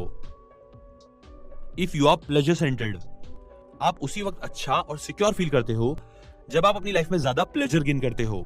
आप अपनी लाइफ में वही डिसीजन लेते हो जिनसे आपको ज्यादा प्लेजर मिले। आप लाइफ को बस इसी नजर से देखते हो कि लाइफ में क्या क्या प्लेजर्स है, और ऐड करने की पावर तो आपके पास बहुत ही कम होगी। If you are friend centred, अगर आप फ्रेंड सेंटर्ड हो तो आपकी लाइफ मोस्टली दूसरे लोगों की ओपिनियंस पर डिपेंड करेगी। आप इस चीज पर डिपेंड करोगे कि लोग आपके बारे में क्या सोचते हैं। जब भी आप कोई डिसीजन लोगे तो आप यही सोचोगे कि ये डिसीजन लेने से लोग आपके बारे में क्या सोचेंगे। आप पूरी दुनिया को लोगों की नजर से देखोगे, और आपके एक्शंस भी लोगों के ओपिनियन पे ही बेस्ड होंगे। मतलब आप ऐसे कोई एक्शन नहीं लोगे जो लोगों के ओपिनियंस के अगेंस्ट हो। If you are enemy centred, अगर आप एनिमी सेंटर्ड हो तो आप हर वक्त यही सोचोगे कि आपका दुश्मन क्या कर रहा है। जब भी आपका एनिमी कुछ करेगा तो आप पूरी तरह से डिस्टर्ब हो जाओगे और सिक्योर फील नहीं करोगे। आप अपने डिसीजन भी इसी बेस पे लोगे कि आप कैसे अपने एनिमी को रोक सकते हो। इसके अलावा आप बहुत ज्यादा ओवर रिएक्टिव होंगे, मतलब किसी छोटी से छोटी बात में भी आप बहुत ज्यादा रिएक्ट करोगे, अपने आप को डिफेंड करोगे। जो एक्शन लेने की पावर होगी वो भी आपकी एनर्जी, एनवी और दूसरी नेगेटिव फीलिंग्स की वजह से मिलेगी, जो आपको काम तो जरूर कराएगी बट हैप्पीनेस नहीं देगी। If you are church centred, अगर आप चर्च सेंटर्ड हो या फिर आपके लिए आपकी रिलीजियस प्लेस बहुत ज्यादा इंपॉर्टेंट है और आपका सेंटर है, तो ऐसे में आप उस वक्त सिक्योर फील करोगे जब चर्च वाले आपके बारे में अच्छा सोचेंगे। आप जब कोई डिसीजन लोगे तो आप यही सोचोगे कि चर्च या फिर उस रिलीजियस प्लेस के लोग वो आपके बारे में क्या सोचेंगे। आप दुनिया को भी इसी तरह देखोगे कि कौन आपके रिलीजन में ज्यादा बिलीव करता है, कौन बिलीव नहीं करता। आपके पास पावर भी इसी तरह आएगी कि आपकी चर्च में पोजीशन क्या है। And last, if you are self centred, अगर आप सेल्फ सेंटर्ड हो तो आपकी सिक्योरिटी बार बार चेंज होती होगी। मतलब कभी आप किसी चीज से सिक्योरिटी फील होगी, कभी आपको किसी और चीज से सिक्योरिटी फील होगी। जब भी आप कोई डिसीजन लोगे तो आप यही सोचोगे कि मैं क्या चाहता हूं, मुझे किस चीज की जरूरत है। आप यही सोचोगे कि दुनिया में जो कुछ भी हो रहा है उसका आप पे क्या असर होगा, और आपके जो एक्शंस लेने की पावर है वो भी आप तक ही लिमिटेड होगी। आप दूसरों पे डिपेंड नहीं कर सकते हो और ना कोई आप पे डिपेंड कर सकता है। अब ये सारे सेंटर्स मैंने आपको इंडिविजुअली बता दिया है और आपको अपना सेंटर फाइंड आउट करने में ज्यादा आसानी होगी। जिससे बहुत से लोगों के सेंटर्स मिक्स्ड होते हैं, बहुत से लोगों के साथ ऐसा भी होता है कि उनके सेंटर्स चेंज होते हैं। मतलब पहले उनके लिए कुछ और इंपॉर्टेंट था, फिर बाद में कुछ और इंपॉर्टेंट हो जाता है। ऑथर कहते हैं कि आपके पास एक सेंटर होना चाहिए। मतलब ये नहीं कि पहले आपके लिए कुछ और इंपॉर्टेंट था और फिर बाद में कुछ और। आपका एक सेंटर चूज करना है जिसमें आप सिक्योर फील करो और आपको विजडम, गाइडेंस और पावर जिससे मिले। अब प्रिंसिपल सेंटर, ऑथर कहते हैं कि आपको प्रिंसिपल सेंटर होना चाहिए।